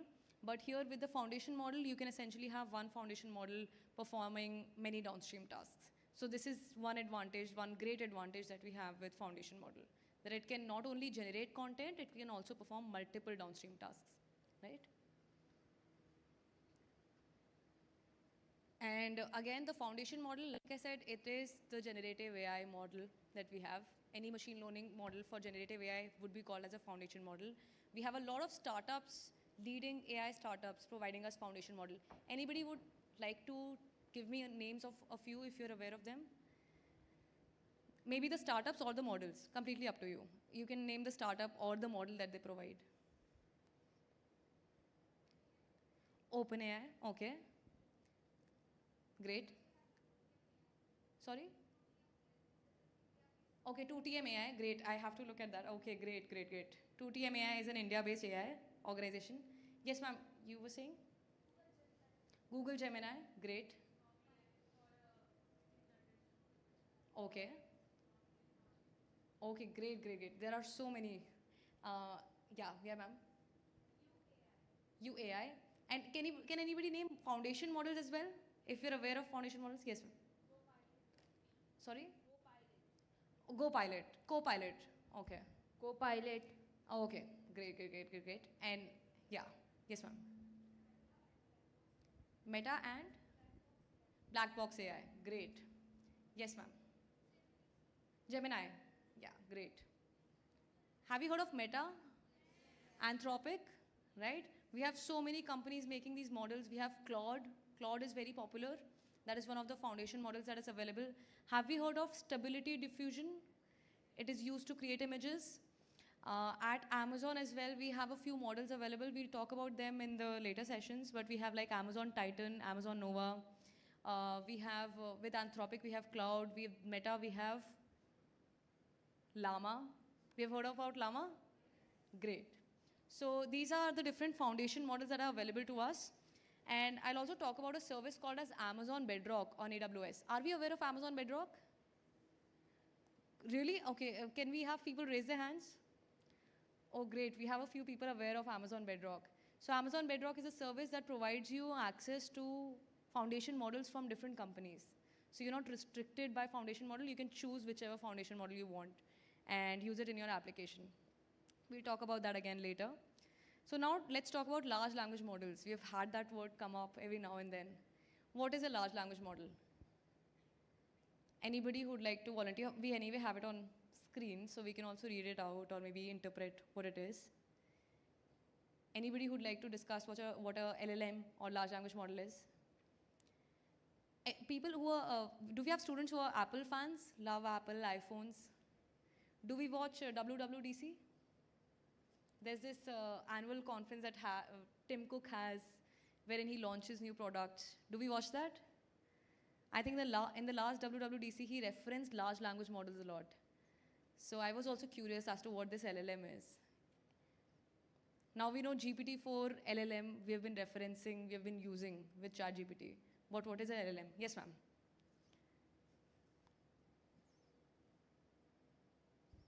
LLM stands for large language model, on which the data is very huge, like in billions of parameters the data is trained, and it is based on deep learning model as well. And the main point it uses the transformer architecture. Sorry, not the transformer.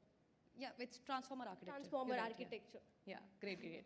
So large language model again is something that is based on transformer architecture, trained on massive amount of data.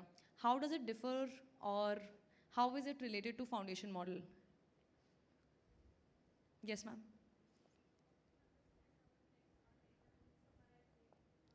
Okay, it understands text data, it summarizes data. So I'll give you a yes, ma'am. Okay, it interprets and generates human-like responses. So let's try to make it very easy so that, if anybody talks about LLM, we just know in our head what it is for ourselves. This is how I memorize most of the stuff. I think of cloud as a computer running somewhere, right? Somewhere out there. So the LLM, how I've memorized what LLM is, it's basically a foundation model that is used for natural language processing. It specializes in natural language processing. It is trained on trillions of words. It is able to understand context, relationship, and meaning of words.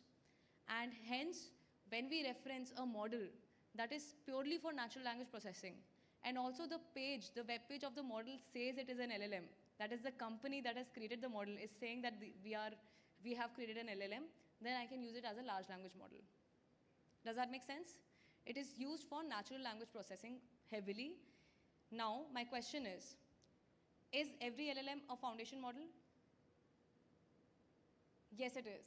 Because like ma'am mentioned, we are using transformer architecture, we are generating new content, we are doing exactly what a foundation model does. It's just a subset of your foundation model. So when we are referencing LLM, we are essentially talking about FM only. It's a foundation model subset for natural language processing, but not all foundation models are large language models. Because if I have a foundation model such as FM from Stability Diffusion, Stability AI, from Stability AI such as Stability Diffusion, that would not be a LLM. That cannot be an LLM because it's generating images. So there is no chance this can be an LLM. So all LLMs are foundation model, yes or no? All FMs are large language models, yes or no? No, right?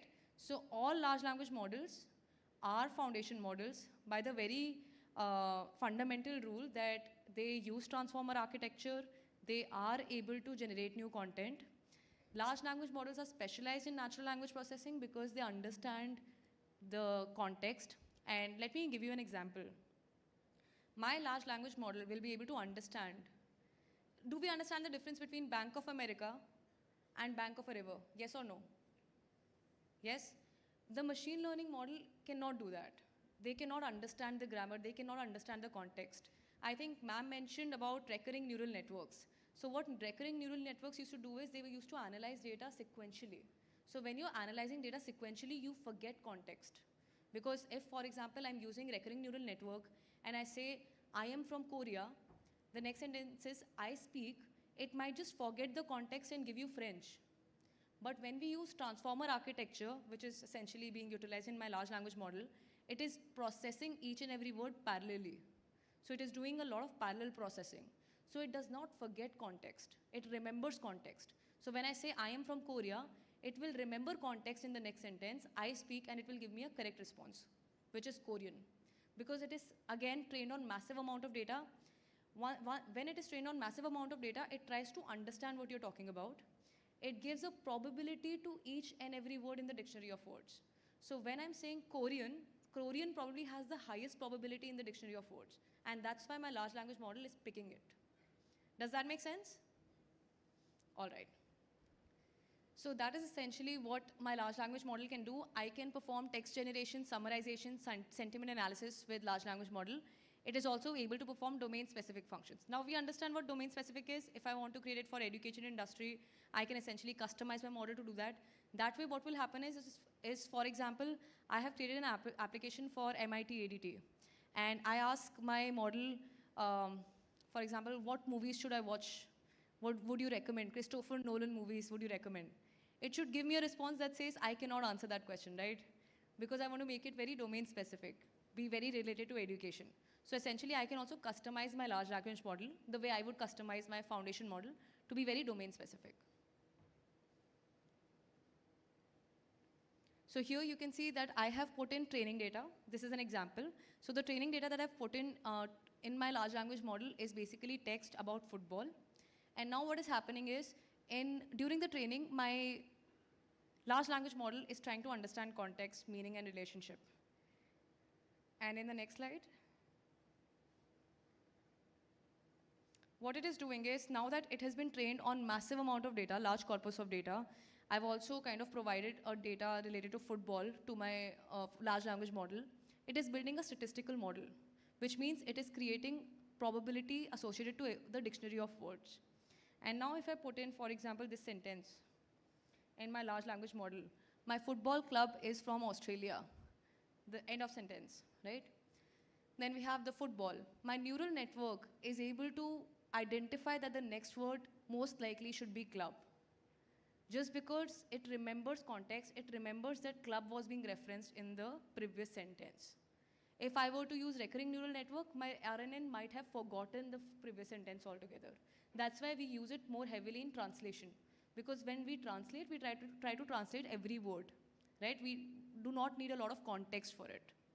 Does that make sense? So are all large language models foundation models? Yes or no? Are all foundation models large language models? People at the back. Are all large language models foundation models? People in the balcony. Are all foundation models large language models? Great, great.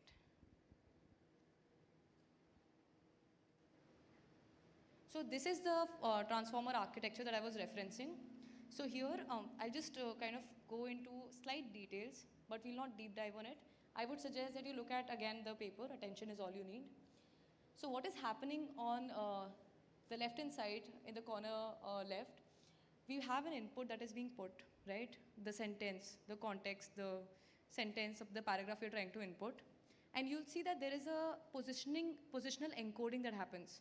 What it means is that when I'm processing words, it all is happening parallelly because I have to add positions in addition to the words that I'm putting in. So there's a lot of parallel processing that is happening. There is something called as a self-attention mechanism. Through this mechanism, the transformer architecture is essentially driving context, meaning, and relationships. It is trying to add weights to what matters the most. So for example, there's a sentence that says, the cat is sitting on the mat. It spilled the tea cup, right? Now we understand what it referenced to.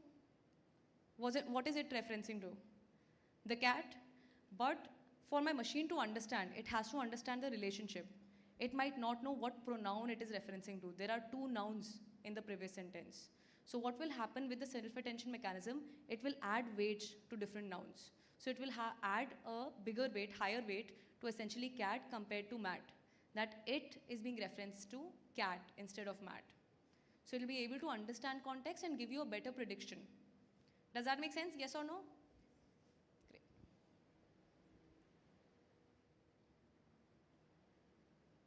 So now we'll talk about prompts. I'll just take a sip of water. Meanwhile, if you have any questions, and then we'll talk about what prompt is.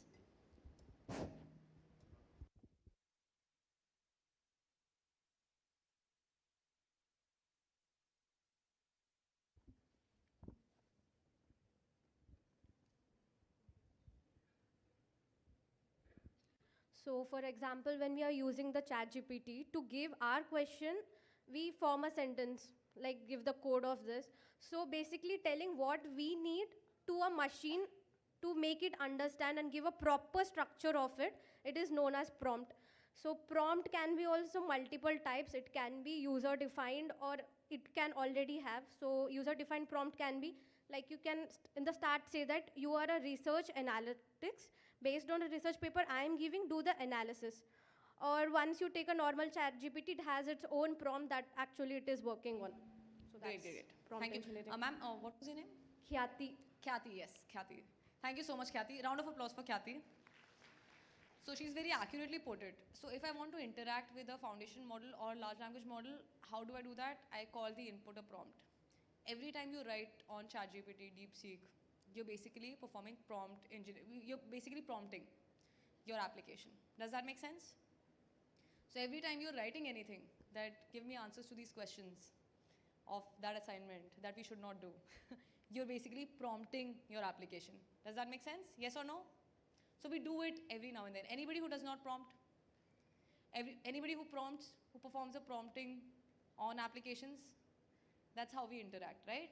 Talking to your large language model or your foundation model is basically performing prompt, right? So here, for example, we have a prompt that says, give me a list of 5 big cities. I've also provided a format in which I want the list of 5 big cities.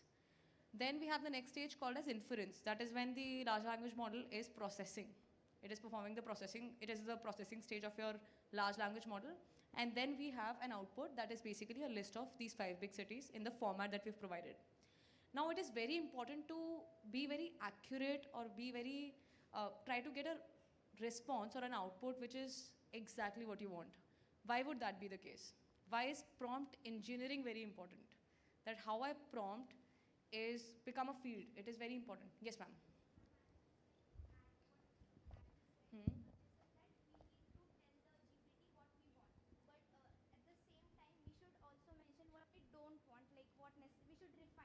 Right, we should, okay.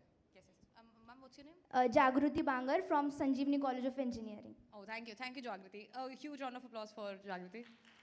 So we can also, when we are prompting, we can also provide negative prompts. So like I said, if I'm making an application for MIT, I would put in a prompt that says that, if it asks any questions beyond education sector or beyond my college, give a generic response.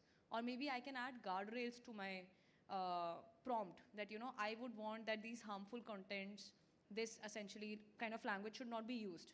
So I can also incorporate it with the help of prompts. So that again is prompting. Now, why do I need to be very precise? Why do I need to get the exact output that my customer desires?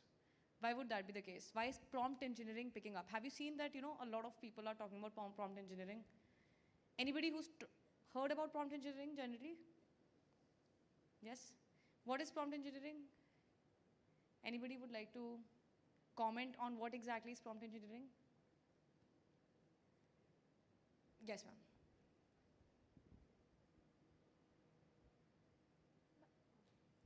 My name is Aditi Khare and I am from Bharatiya Vidyapeeth deemed university.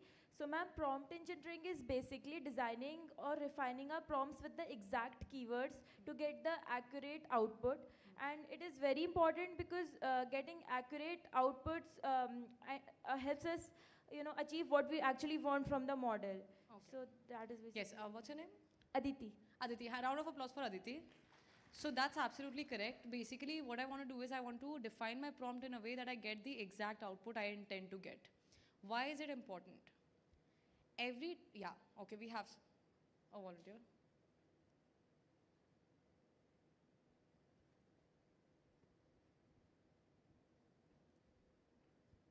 Do we have anybody from the balcony? Yes, ma'am. You can go next, right? We'll just have her complete the answer and then you can go next. Prompt engineering is important because we need to get the exact response in as few effort as possible. So the prompt needs to be concise and we need to specify how we want the prompts so that we can get our answer directly from the GPT. And in some models like Google AI Studio, it also has a feature where they give you how do they want you to respond, like as a researcher, as a student, as a teacher. So prompt engineering is important so we can get the exact response in as few effort as we can put. Great. And in a language which the GPT understands too. Great. And ma'am, what's your name? And I'm Shreya from I2IT. Shreya, round of applause for Shreya. Great. Yes, ma'am.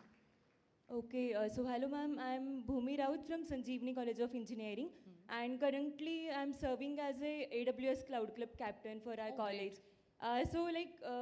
What is the prompt? So basically prompt means whatever the context we give to a LLM or a AI model, so it gives the answer according to the question. So for example, if I want to create an LinkedIn post, and if I give the prompt to the ChatGPT that just create a LinkedIn post for me, it will definitely give me an answer. But it will just give me in general LinkedIn post.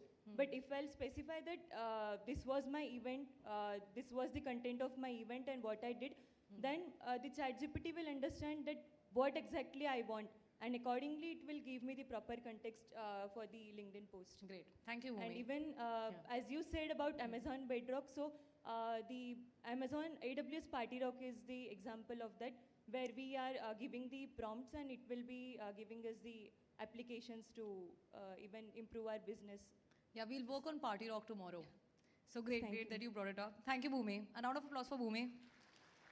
Anybody in the balcony who would like to tell me why is prompt engineering important?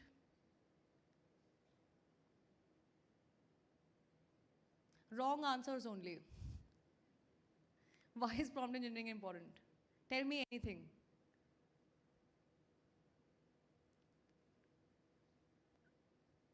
Yes, ma'am. Okay. Hi, Shatakshi. Hello, ma'am. From Sanjeevani College of Engineering.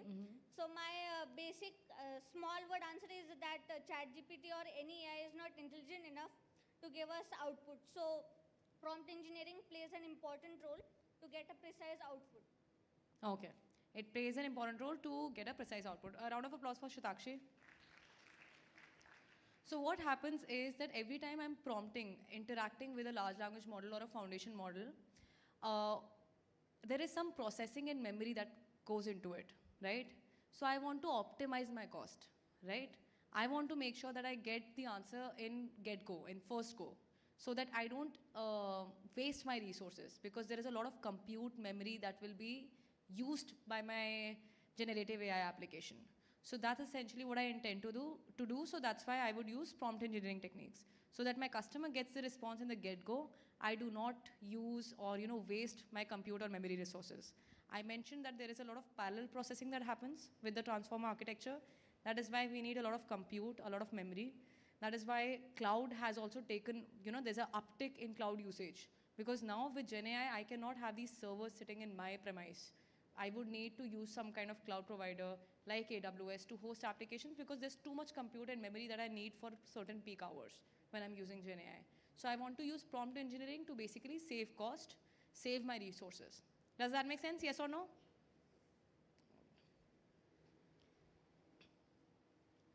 So here is another example of a prompt. Like we mentioned that, we want to be very clear when we are talking to a large language model or a foundation model. So here is another example. I'll give you 10 seconds to look at it. Basically, the first three parts are prompt, and the output is given below. In the prompt, you'll see that there is a lot of instruction we're giving. We're giving some directive, which is summarize. We're giving more information that, I want bulleted points as an output. And then I'm giving the context that, what is this review about, what restaurant is this review about, and what is the review. And finally, I have an output, which is essentially a bulleted list. And it is essentially summarized review for me. So for example, if this were provided by Zomato to some XYZ restaurant, this would be a great way for them to have a report and provide it to their clients, right? So if Zomato were to go to, there's some customers given this review on Zomato platform to Luigi's restaurant, and my Zomato aggregator, the person POC that I have, would provide me this output and tell me that, these are the things that give me a summary. This is the summary that I have for this review. It can also, in addition to it, provide recommendation. If I were to add in the prompt that I also want recommendation for this restaurant, it will also add that to this particular output. So this essentially is kind of a very good example of how we can structure prompts. We want to be very concise, we want to be very direct, we want to be very clear with the instruction. We don't want to, kind of confuse my large language model, right? So that's the intent to perform prompt engineering. Now there are certain techniques that we will talk about, mainly 4. One is called as zero-shot prompting, the other is called as one-shot prompting, and the last one is, second last one is called as few-shot prompting. We'll talk about one more technique after it. So I think of it, again, an easy way to learn. I am not the brightest of kids, so I have a layman way to learn everything. So zero-shot prompting, I think of it as when I'm giving 0 examples to my large language model or my foundation model. One-shot prompting is 1 example. I'm giving it an example on how I want my output. Few-shot prompting is I'm giving more than 1 examples. As easy as that. So now we can look at the example. The zero-shot inference, basically, there's an example that is provided in which I'm giving an instruction. Classify this tweet, this was a great show. And then it is giving me a response. There is no example I've provided as to, how it's supposed to give me a response. I'm just taking the response that I get. This is zero-shot prompting. Do we use zero-shot prompting often, yes or no? We use zero-shot prompting, right? We don't use one-shot or few-shot promptings as often, but maybe we should, right? When we create an application for a customer, we might want to use it because we want the response to be very clear, very concise. So one-shot prompting is when I'm giving an example and then I'm providing a directive, an instruction to my large language model. So the first part of one-shot inference is basically an example. And the second part of this first half is the instruction. So the instructions start with classify this tweet, this was a bad show. Before that, the entire set of sentences, that is an example, that is one shot. So it is one-shot prompting, one-shot inference. And now it finally gives me an output that this particular feedback was negative. Then we have few-shot prompting. Again, the first and second paragraph is basically your examples. It is not an instruction yet. You're not instructing our LLM in the first 2 paragraphs. The third set of sentence is basically my instruction. Classify this tweet. Amazon Q is awesome. It's one of the services in GenAI. So this basically is the instruction. Before that, everything else is an example. are a set of examples. So this is few shot prompting. Anybody who'd like to tell me what is zero shot prompting? Yes, ma'am.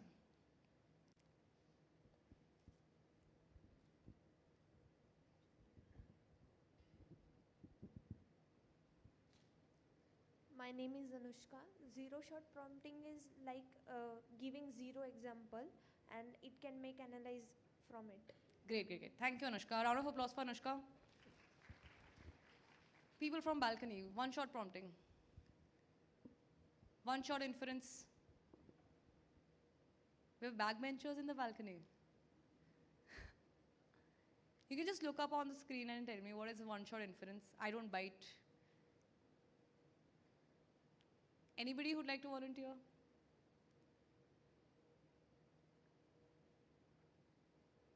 I have a chocolate. If anybody likes chocolates. No? Okay. Anybody from here? Yeah. Yeah.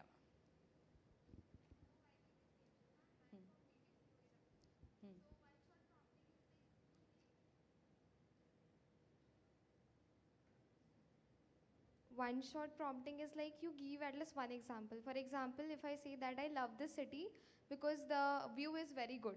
So I gave it an example that why do I love this city. That is your one shot inference. Great. Thank you, Dipshika. Round of applause for Dipshika. So like, for example, like Dipshika mentioned, maybe she mentions that, review of Pune. I love this city because the weather is great, right? And then she can put in a prompt, review Delhi for me with these pointers. So that way you've given one example of Pune. Now you're giving the output that I want similar output or similar kind of review for another city. So that is your one shot prompting. That you've given one example and now you're giving an instruction for the second set of question. Few shot prompting, anybody? Yes, ma'am. Okay, so few shot prompting is like you give a few prompts and then you give a descriptive and then it will give an answer. Ma'am, what's your name? Aishwarya from Aishwarya. Variety. Okay. Round of applause for Aishwarya. So I'd say give few examples instead of few prompts. So you give few examples and then you give a directive as to what you want your large language model or foundation model to do. Now, what is a large language model? Yes, ma'am.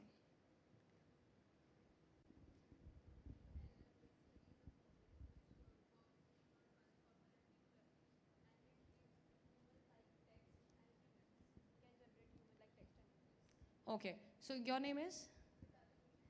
Mithali. Round of applause for Mithali. So I'd like to add here that LLM, large language. Language, because it's a language model, it does not process or generate images or videos. It generates only text. It is trained on massive amount of text, and you can think of as a foundation model specialized for natural language processing. Both of them are based on transformer architecture. LLM is just better at it because it understands context, relationships, and meanings of words, and it is able to perform natural language processing tasks very effectively. So that is what an LLM is.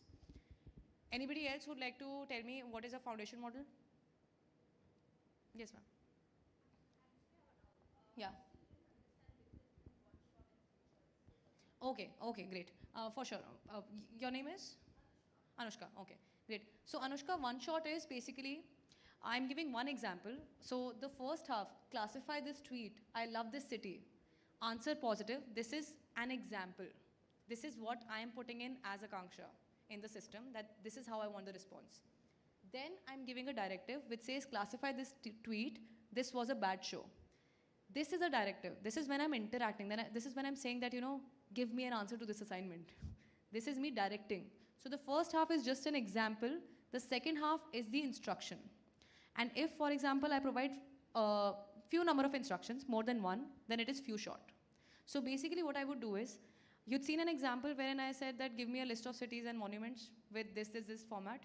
Instead of that, if I were to not mention the format, instead I were to give list of city and I were to provide an example of that format with the date of architecture, name of the monument, and the constructor who had constructed the monument. If I'd given one example, it would be one-shot prompting. If I'd given two examples, it would be few-shot prompting, and then it would give me a list of 10, 15 monuments in that particular format. Does that make sense? I'll just go back to the slide to show you.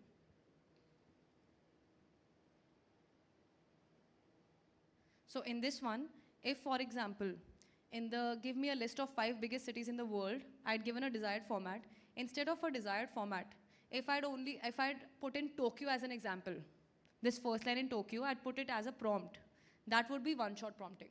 It will again give me a list, but in that case, it will understand what kind of format the Tokyo is in, and it will give me a list of cities in that format.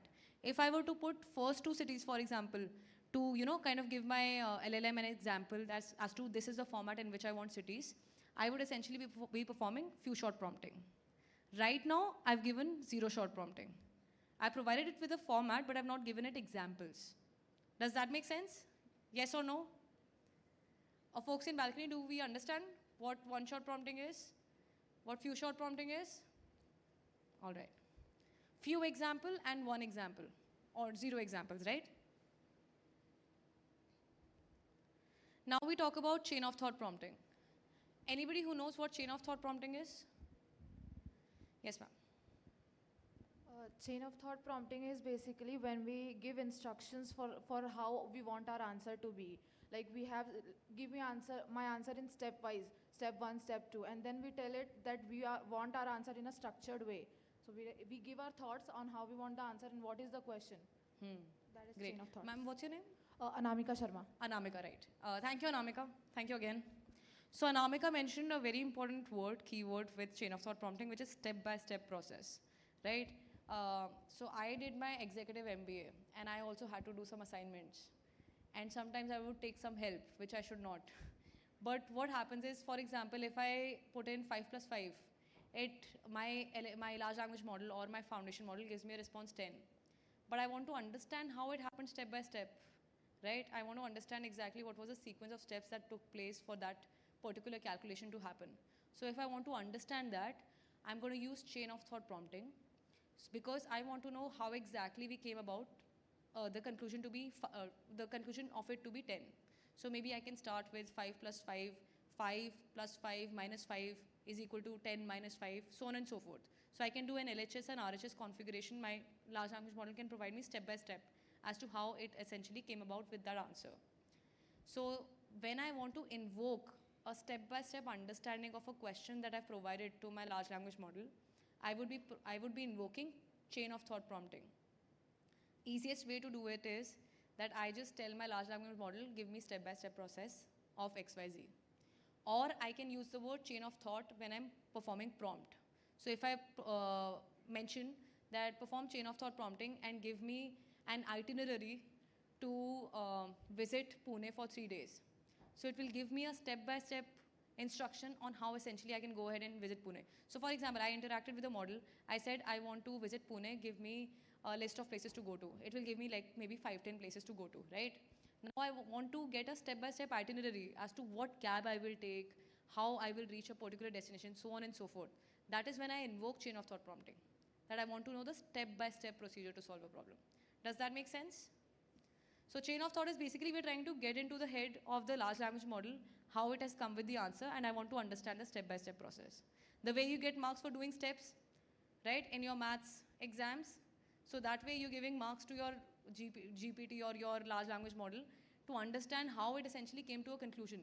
Sometimes you must have seen that, you know, your AI application mentions that this answer might not be correct, should be reviewed by a human being. You know, that's kind of a disclaimer that is provided.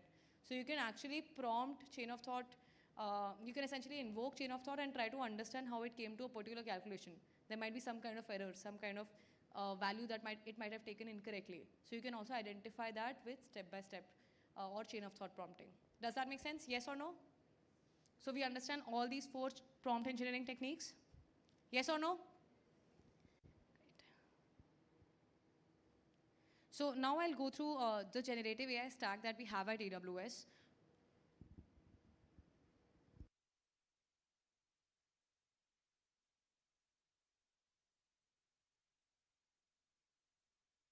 So now we'll talk about the generative AI stack that we have at AWS.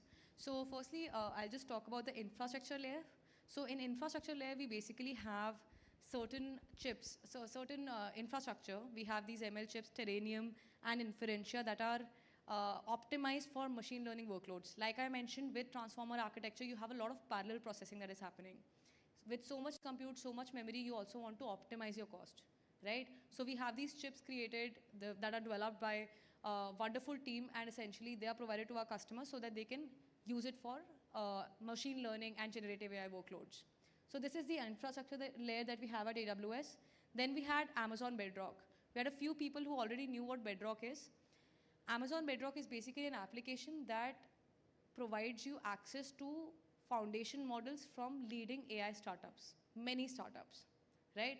So basically it's a place wherein you can develop an application, you can choose from the set of foundation models, and you can use a particular foundation model or a set of foundation models to create your application.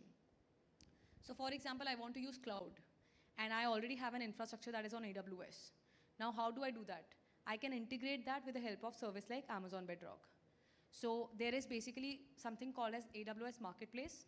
You can think of it as a third-party marketplace. What we do when we use Bedrock is we perform an API call. API call, we understand what an API call is?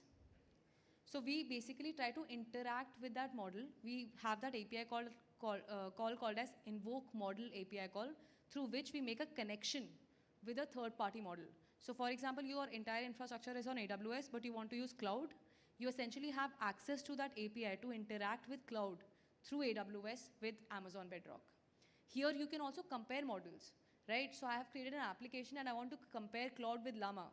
So I can do that with the help of Bedrock, an application like Bedrock. We also have another application called as Amazon SageMaker Jumpstart. Now if you're somebody who identifies as someone who wants to code as a coder, and you want to get code level access, understand the coding behind your foundation model, maybe tweak your foundation model on coding level, then you would want to use a service called as Amazon SageMaker Jumpstart. That is, again, has a set of foundation models available to you that you can use. Does that make sense? So this is a development environment, right? So here you can pick and choose models, you can test them out, there's a playground, you interact with them, you want a peacock painting, and you see that, you compare Amazon Nova with Stability Diffusion model, and you see which one works for you best, right? Then we have applications. So that the way that you use ChatGPT, so we have applications that already are based on a foundation model that you can use. So that's the top layer, wherein we have application like Amazon Q for developer. This is basically a coding assistant. So for example, I want to create a code. I can just put in a comment in the integrated development environment that I want to code to perform XYZ function, to perform a for loop, to perform if-else statement, and I can get a set of code available to me with the help of Amazon Q for developer. So it's basically Amazon Q for developers who want to develop codes, who want to get into developing. Then we have Amazon Q in Connect, which is basically an application that helps you with chatbots. So it's a chatbot-based application, and again, this uses a particular foundation model, and it is mostly based on a service like Amazon Bedrock or SageMaker. But here you do not have choice of foundation model. Do we understand that? The applications are already based on an FM, right? And you're using that FM to essentially achieve your use case. It could be code generation with Amazon Q for developer, or it could be a coding assistant with Amazon Connect, Amazon Q in Connect. And similarly, we have Amazon Q in QuickSight and Amazon Q Business. For example, I have a company that has like a 100-page report on how it did last year, financial year. It could have a lot of indicators that could maybe indicate what kind of pricing I should have of my products this year. So those kind of reports I can accumulate and I can add as a data to this particular application, the set of application, and I can actually get a summary, an easier version to understand. So as a leader, for example, you're a CEO of a company. As a leader, you'd not want to look at this plethora of data that is available to you. You want key pointers to work on. So it will be able to identify key pointers, it will be able to summarize these reports for you and give it to you in a very easier format for you to make a decision moving forward. Maybe it will give you an analysis of what kind of pricing you should have this year based on customer behavior last year.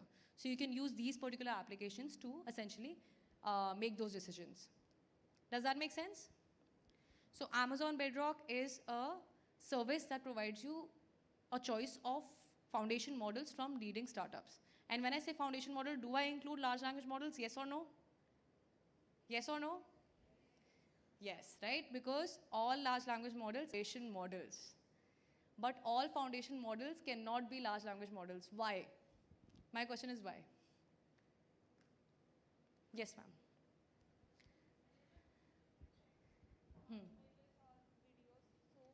Foundation model is one that generate text, videos and all. So and large language models are? LLM is for just text generation. Great, great. What's your name, ma'am? Prastuti. Prastuti. Round of applause for Prastuti. So Prastuti says that large language model are for natural language processing. They're language model. They're for text generation. Foundation model can generate anything. So if, for example, I'm using Stability AI, some model from Stability AI, that will generate images. So I can never call it a large language model, right? But it is a foundation model. But all large language models by default would be foundation model. They're based on the same baseline. It is just that they are massively trained on trillions of words, and they're able to understand context, relationships, and meanings of words. The way they can identify the difference between two banks, Bank of America or Bank of a River, that is something a LLM is able to do more effectively. Do we understand that? Yes or no? Great.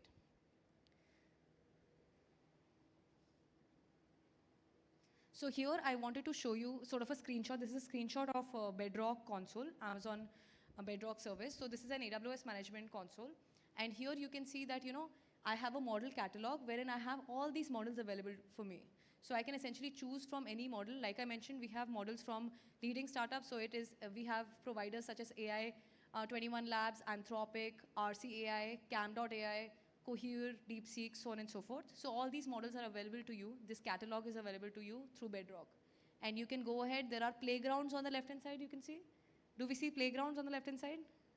So the playground is the way through which I can interact and check what kind of model I want to use.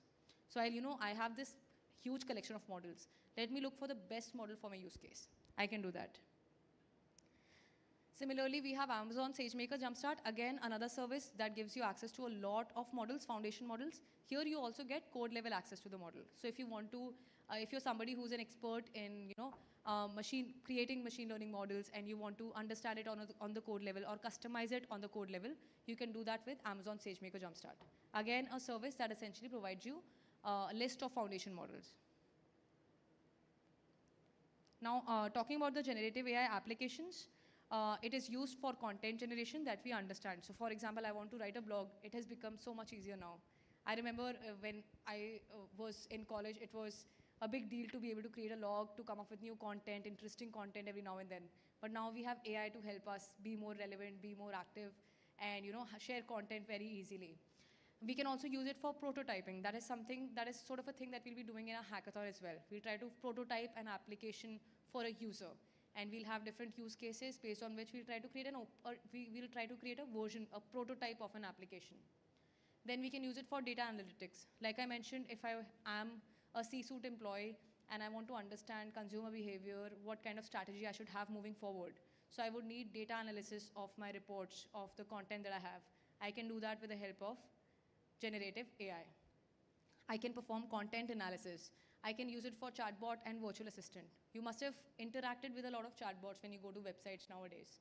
So you have the data of a company uploaded in that particular Gen AI tool that they're using, and you essentially have them give answers to a lot of frequently asked questions through chatbots. And it also have creativity benefits. So we've seen that ChatGPT creates a lot of AI images. We have a lot of Instagram accounts that are AI, Gen AI based, right? Do we follow them? Anybody who follows a Gen AI based Instagram account? So we have a lot of images that are based on Gen AI, right? We have a lot of celebrities, AI celebrities who've come up, right? So that is the creativity benefit that we have with generative AI. So mainly we see that there is a lot of improvement in productivity when it comes to using generative AI. So this is one of the quotations that we have from our customers who mentioned that, after searching for multiple options, they found that Amazon Q for Developer, which was formerly called as Amazon Code Whisperer, helped them reduce the development effort by 30%. And they're now able to optimize their application, optimize security and other parts of their application. So we realized that it is very important for us to realize that generative AI will not take away jobs, will not squeeze, every time a new technology comes. When the internet had come, when we were not born maybe, there was again a rush difficulty in understanding or comprehending as to how it will change the environment, right? So there's every time there is a change that comes, we have a tendency to kind of step back because we don't know how it will impact us. So it is important for us to understand that we can grow in this space instead of fearing this space, and we can reduce our development efforts. We can reduce our efforts that are going in vain. Instead, we can optimize, or we can work on other aspects. We can enhance our productivity with the help of generative AI. So it's very important to use it ethically and responsibly, not to use it in assignments and exams, but to use it to learn new things, right? So that is the intention of the session as well, that we understand the best use cases that we can have. We can implement these techniques, and the quiz that we'll have after this particular session will essentially be on concepts that we have learned, right? So that's the idea. And yeah, that's about it. Thank you, and yeah, that was about the session. Thank you so much.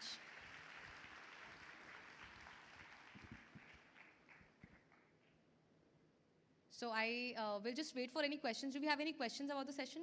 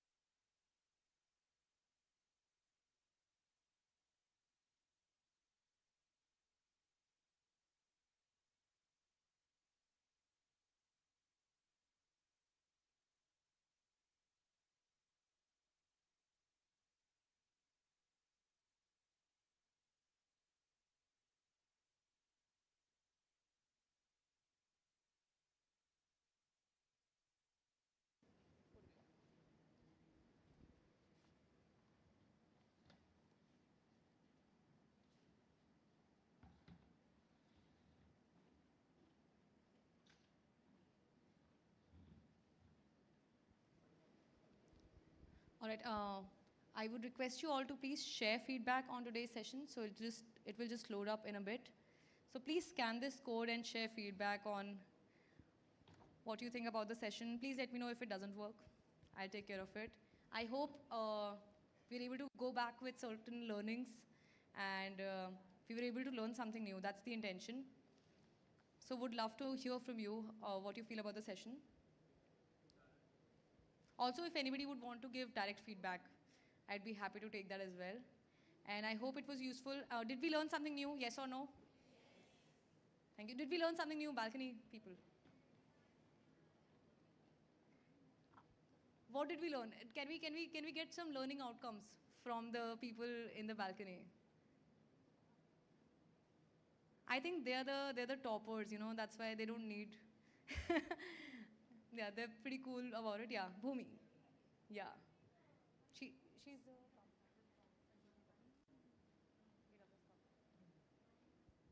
Yes, Bhumi.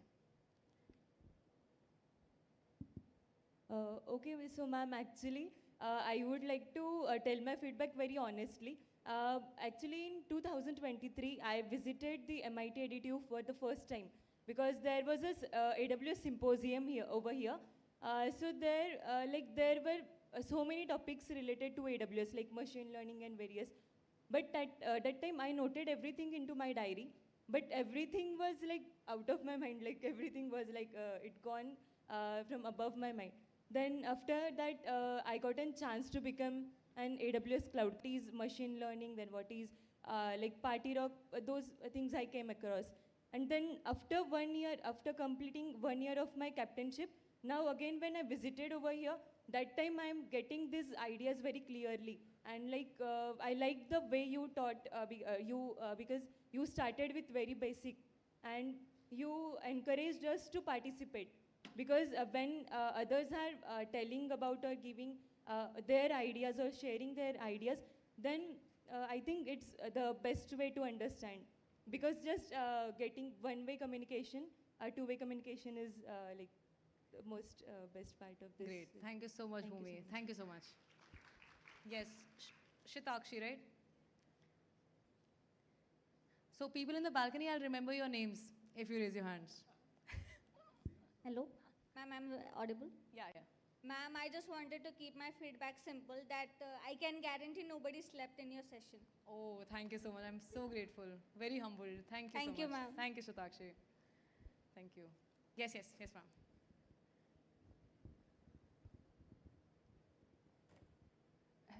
Hello, I am Priya from MIT-ADT only, and I must tell you, I'll keep it very short that today what I loved, the way you spoke about remembering things, because every time if we put a cue with a learning, so we remember it and memorize it better. So for me, a large language model is a foundation model using natural language processing. This sentence I'll remember always because of you. Oh, thank you so much. I'm so grateful. Thank you so much, Priya. Thank you so much. Thank you. Any critical feedbacks?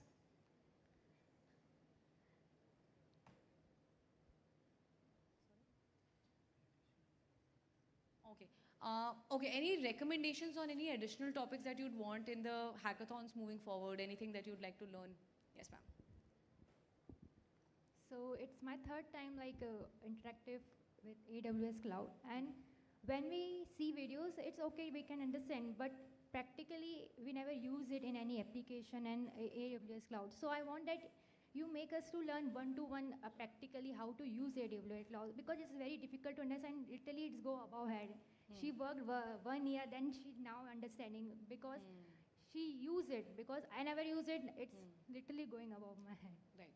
Thank you, ma'am. And what we'll do is, as a part of this hackathon, in the next session, we'll be talking about a little deeper into AWS services at of generative AI. And the idea of hackathon is basically for you to have hands-on, because experiential learning is the best way to learn, right? The concepts go away if we don't practice them in real-life scenarios. So we'll be learning about Party Rock. This is an application that is based on Bedrock eventually in the second half of the session. And I would also encourage, because MIT is a part of we can also learn about we can use Cloud Quest essentially, which is basically provided to you through AWS Skill Builder. And you can essentially go ahead and use that gamified environment to learn about AWS. Do we have access to Cloud Quest? Yeah, we should. Yeah. So all of you can just log into AWS Skill Builder. There's no fee required. While it indicates a subscription, but some of the courses are so Cloud Quest is access free. Just log in once in the Skill Builder account and go ahead and practice Cloud Quest. It is, if you remember, when you were young, there was some way. This is a gamified learning process in which you'll come around various concepts of cloud and you have to solve those challenges. So I would recommend, if you want hands-on, please do that. Skill Builder has also a number of other courses which can help you facilitate the concepts that you have practically.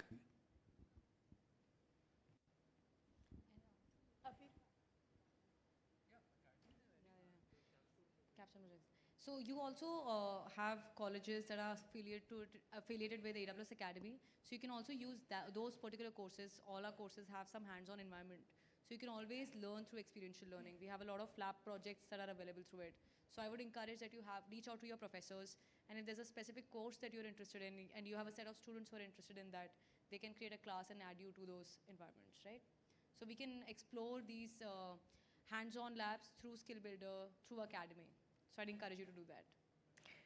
Thank you. Can we please have a round of applause for the wonderful AWS team and for that insightful session, the briefing. Thank you so much, Ms. Aranksha, for that lovely talk, and the entire session for our wonderful participants here.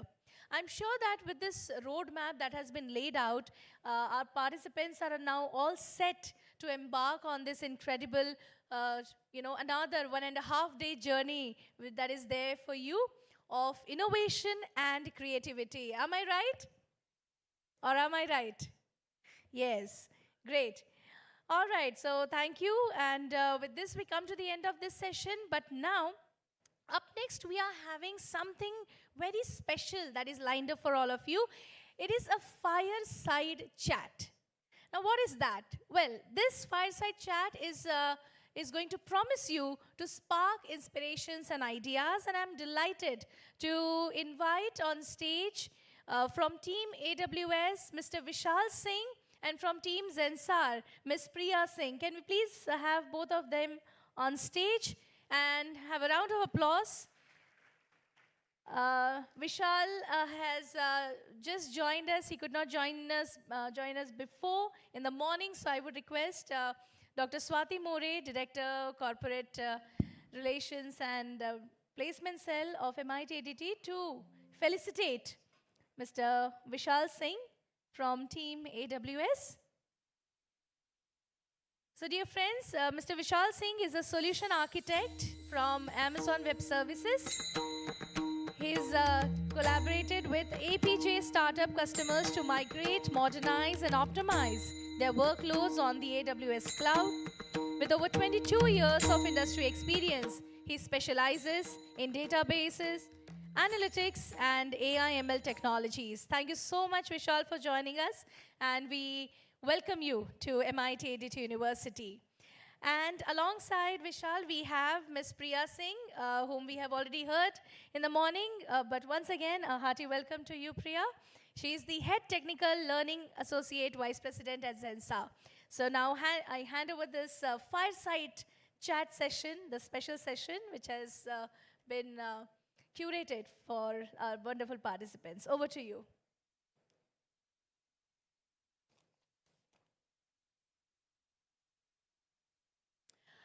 Can we please have another floating mic, I think, which was there? Yeah, thank you so much.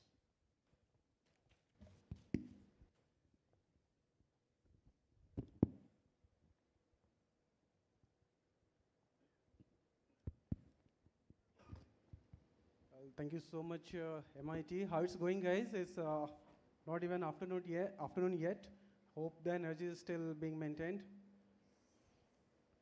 Can we have it like with a little bit more energy? I can't hear you. Well, it looks like just 100 people in the room. All right.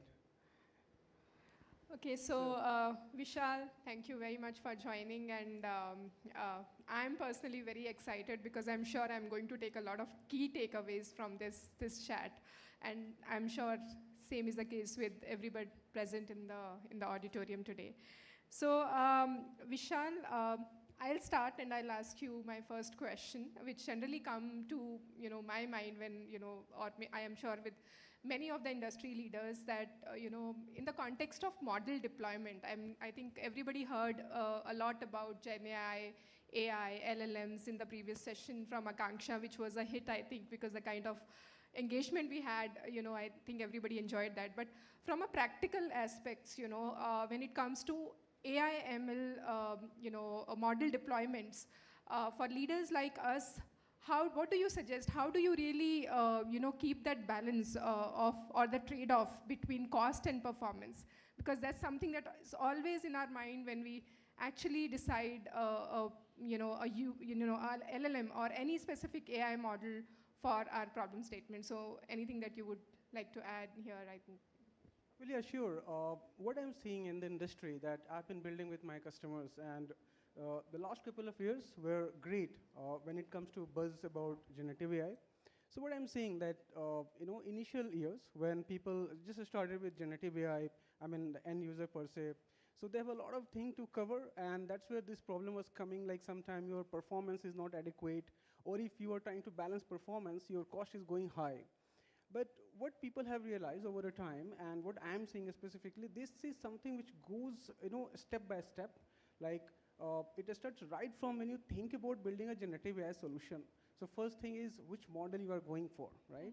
And that plays a very important role, because if you end up selecting the wrong model, then everything will go for a toss. Yeah. For example, let's say you are building a chatbot where you know that at every prompt or any question that you are going to pose to the model is going to be like, let's say, 100 and 200 of tokens, right?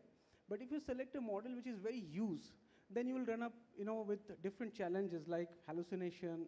You will see that the model is over-responding or overfitting, underfitting. So we'll run through all these challenges. But now there is a bit of awareness and bit of experience that has now been out there. And what people are doing is they're evaluating the model, which is very important. Like before, I set to build my solution, I would invest some time thinking, okay, which model is appropriate for me? Like, for example, if it is the text that I'm going to work with, I will evaluate a number of text-based model, and there are models like from Amazon, we have Titan Text, there are model from Anthropics, there are model from Llama, right? And then the next thing is, what is the size of that model? What is the token size that this model is supporting? That's very important. Because if I end up, again, the model which has a very less size or token size, I would again run into problems, right? So model selection is important. The next thing is how I am going and evaluating this model. Now, if you look about Amazon Bedrock, so we have something called model evaluation in Bedrock, where right before you build a solution, you can have mechanism, either manual or automated, which can help you, knowing about how the model will perform in action when the solution is out there, right? So these are two things, and the last is the inference, right? So there are features like top K, top P, then there is a temperature that can be adjusted for any particular model so that the model can respond to you as expected. And I believe now people are very carefully paying attention to this aspect to kind of avoid these challenges coming in the first place itself. Okay. No, so then I have a related question here. We have the services available which help us evaluate the models and then, see the performance, help us with overfitting, underfitting. But is there any recommendations that AWS provides for anybody who wants to, is there a guideline or a recommendation where it says, okay, if I'm working on a computer vision kind of applications or RAG implementation, of this scale, which model would be more suitable for me? Is there a ready guideline available to us? Well, the first thing that I would recommend is we should invest some time, and learn about transformer architecture, because that transformer architecture is a result of, a great analysis done by a group of engineers from Stanford. And, if we look, we'll easily understand, okay, what are the key ingredients that goes, when you're thinking about creating a model or using a model. As far as Amazon is concerned, so we have examples, like if you go to Bedrock or if you go to SageMaker, there are pre-built examples for almost any kind of use case. Think about chatbot, and you find like, okay, there is a ready-made solution that is, implemented and, it's ready for you to go and simply, start using it. There are examples on image and video, right? So, learning from these examples will greatly enhance one's ability to decide, okay, which model I'm going to use and in what context. So I'll refer to these, pre-built examples on Bedrock and SageMaker. Sure. Thank you. So, Priya, I'm getting a question for you that I heard a lot about Zensar, and you guys are having a very structured approach to generative AI solutions. So my question is, if you can elaborate a little bit on what approaches that Zensar is taking, to prepare future talent for a real-world use cases. Sure. So, yeah, so Vishal, I think you're right. At Zensar, we are leading when it comes to AI, Gen AI implementation. It's the core of all the implementations that we are doing.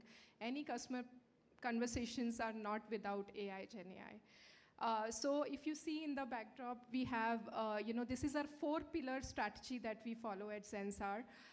The first and foremost is, having something like AI engineering buddy, which is a part of the first pillar is basically, the enterprise AI engineering. And one of the example, as I mentioned, is AI engineering buddy. So AI engineering buddy and this particular pillar is all about enhancing the productivity of, the software development or any of the use cases that we are building. How are we, the whole focus is how do we really enhance the productivity? That is your first pillar.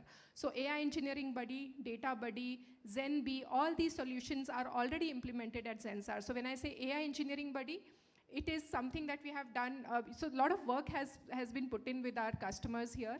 For example, we are having a BFSI or banking and financial as one of our key verticals. So we work with many banks, leading banks, and as part of, some of our work with them, we have used AI engineering buddy very effectively to migrate the code from legacy mainframe to Java. one version of Angular to another version of Angular, or one version of Java to another version of Java. So these are some of the implementations in real time that we are doing with our customers, and we have seen a good productivity enhancement. Similarly, we have another implementation which is talking about Data Buddy. So Data Buddy is majorly focused on data-specific modernization. Migrating from one database to another database. All of that, how we can really automate this whole process of maybe generating more and more data for testing. The synthetic data generation, data analysis, all of that is part of Data Buddy solution, which again is a Gen AI implementation. And then we have many such implementations which we have already done in this pillar. The second pillar is more about, I think this is always going to be there in anybody's strategy and approach. So responsible AI is the next pillar, and I'm not going to talk much about it. We have something called as Gen Shield as one of our implementations, which basically helps us prevent against hallucination and prevent against guardrails, gives us guardrails against jailbreaking and so forth. So I'll hold on to this, and because I have a question in mind for you for responsible AI. The third one is more about, when we see it's a multi-modal generative AI. So all implementations which deal with more than one type of data sets. It could be image, it could be text. So, in some of the applications, just to take an example again, from our healthcare and life sciences business unit, we have an implementation called as Insight AI Diagnostic. This is a very interesting implementation where we are actually taking images from, let's say EEG, X-rays. All those images plus some text data, all of that together, we are bringing in this Insight AI Diagnostic. This is again one of the leading implementations that we have done, and we are working with some of our customers in this space.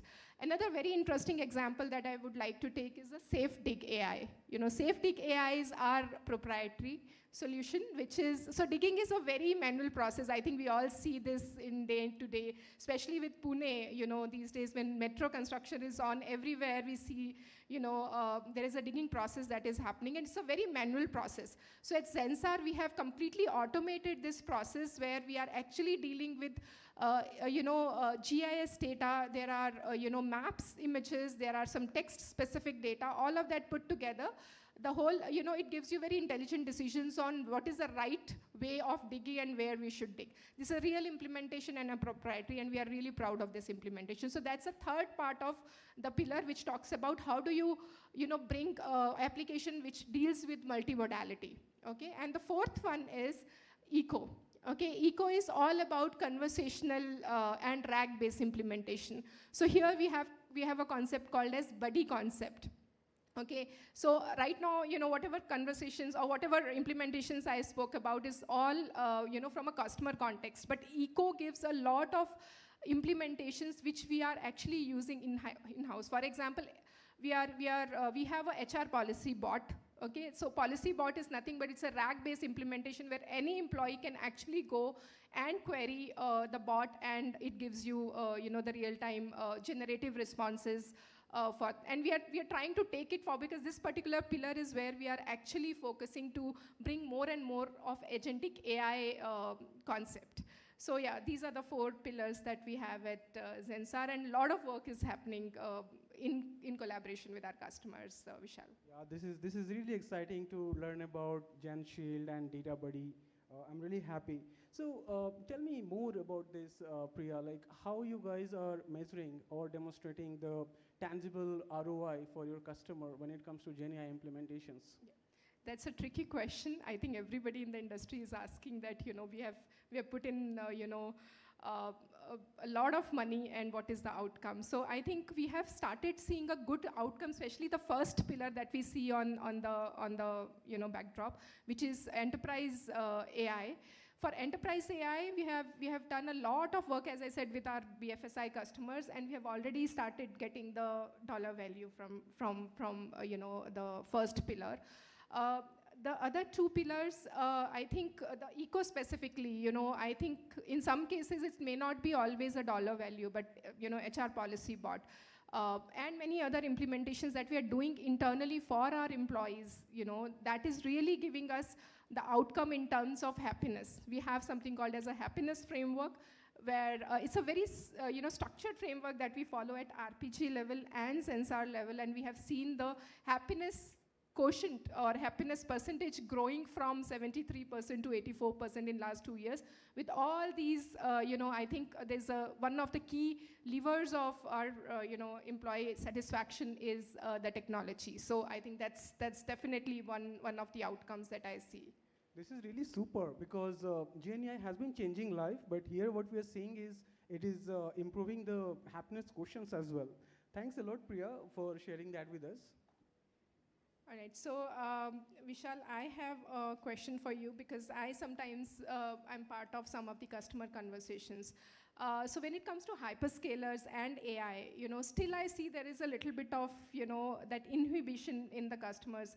And they say, okay, you are proposing a solution using a hyperscaler, or for example, here I take an example of AWS. But what about my data? Can I really trust? Can I really, are they going to use our data to train their LLMs? Some of the very basic questions when it comes to responsible AI and building that trust. So how AWS is really dealing with this, and what should be, what should I be telling to my customers is what I'm looking here. Great. I mean, we at AWS, the data privacy and security is in our DNA. I would like to definitely mention this. And whenever you spin up like any AWS services, for example, Bedrock or SageMaker, your data stays with you. Whatever learning that your foundation model that went through, that stays with you within your VPC boundaries. The data is never used to train other customers, or it's simply not being used for any other purposes. So you can be relaxed that whatever is happening, that is residing within your company's boundaries, and it is not going outside. The other thing about the responsible AI, I believe this is something that works on multiple levels, and it starts right from when we're thinking about building a model. Because at AWS, we have our own foundational models like Amazon Titan Text Image Generator. Now recently, in reInvent 2024, we announced about Nova. Then Nova has different, flavors: Nova Real, Nova Ultra, Nova Pro, etc. So the utmost care that we take is we make sure that the model is first not biased. That means the model, is trained well, and a variety of data is considered for training these models. The next thing is, this responsible AI. We have implemented this as a feature in Bedrock. So if you go to Bedrock, there are guardrails. Now, there are guardrails which we have already pre-built and make this available with Bedrock, which one can simply go and use it. Or you also have the flexibility to write your own rules and then implement it. But what I think is this responsible UI, responsible AI is the responsibility of everyone. Absolutely. Right from the model providers to builders, developers, and the end user as well. And I was just quoting an example of, from my own life. One fine day, I was sitting with my, 11-year daughter, and I was just teaching her, what is generative AI, because we are hearing the buzz is out here, right? Yeah. Though it is not new, we at AWS, we have been working with generative AI since a couple of decades, actually. But of lately, generative AI has got so much popularity and attention that it is unavoidable not to talk about. Yeah. And that's where, like, I sat with my daughter and, just telling her that, hey, you know what, there is a Amazon Party Rock, and this is a GenAI thing, and it can do a lot of things. And I was basically telling her how it can help you generating the text. And I end up saying that, okay, you know what, you can go and ask this tool that, can you write me an essay about a particular thing, and bingo. Next day, I saw like, okay, most of her homework is being done that way. Wow. So, Interesting. yeah, so this kind of, put me to think that, okay, this is not the responsible use of GenAI. So what I'm trying to say is the model providers take utmost care about, the model needs not to be biased, or needs not to be like, paying attention to kind of, over or, underrated community or any kind of these things. When builders are building, make sure that you are using proper guardrails. Don't ignore the guardrails, because it's not just for responsible use, but guardrails also work for the security of the solution that you are building. So, and then there are, tools, like if you go to Bedrock, there is model evaluation, then there is Clarify, then there is model monitoring, these tools can be leveraged to understand the toxicity of any particular model, or how the model is, performing in terms of, or when it comes to poisoning, or when it comes to, negative prompt, all those things. So this is something like, the model providers or the builder can, monitor very regularly, and if needs to be regularizing your model, go ahead and do that. So again, responsible AI lies with everyone, not just with model provider or builder or the end user. It's everyone's responsibility is what I would say. Absolutely well said. I think there is a secret sauce for all the participants who are sitting here for the hackathon. Responsible AI, even if you are using Party Rock, responsible AI needs to be one of the key focus areas for you. That's the key takeaway you should have from here. Yeah. So, we learned a lot about GenAI today since morning. So my question for PIU is, with GenAI getting so much of attention, what Zensar is doing to upskill, its employees, specifically for those who are very, very early in their career phase? No, so I think being the technical learning lead, I think this is a question that is asked, almost daily. So when it comes to Zensar, we have Ignite GenAI Academy, which is a very matured academy where we have courses right from the awareness level to deep dive. And we also have very specialized role-based training programs, be it for prompt engineers. By the way, prompt engineering is a role which is really coming out, especially with the AI engineering buddy, data buddy, all these solutions that we have seen. We really see a need of, a role that is actually evolving especially in Zensar, and I'm sure in other companies as well. So prompt engineering role is very interesting, which is evolving, and likewise there are many such new roles which are evolving. So we as a technical learning team, we are, almost on a daily basis, we are coming up with some or the other, courses, right from, as I said, to, from awareness level to deep dive, where we have hands-on workshop. But again, we are not doing this all alone, and our partners are helping us, really supporting us in this journey. So like AWS, we are doing a lot of programs together. I think today's program is one such example where, we have come together. It's not just Zensar, but beyond Zensar, also we are trying to make a social impact together.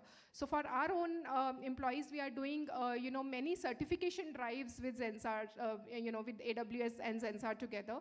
So AWS, I think, has launched a recent, a new certification for AI practitioner and associates level.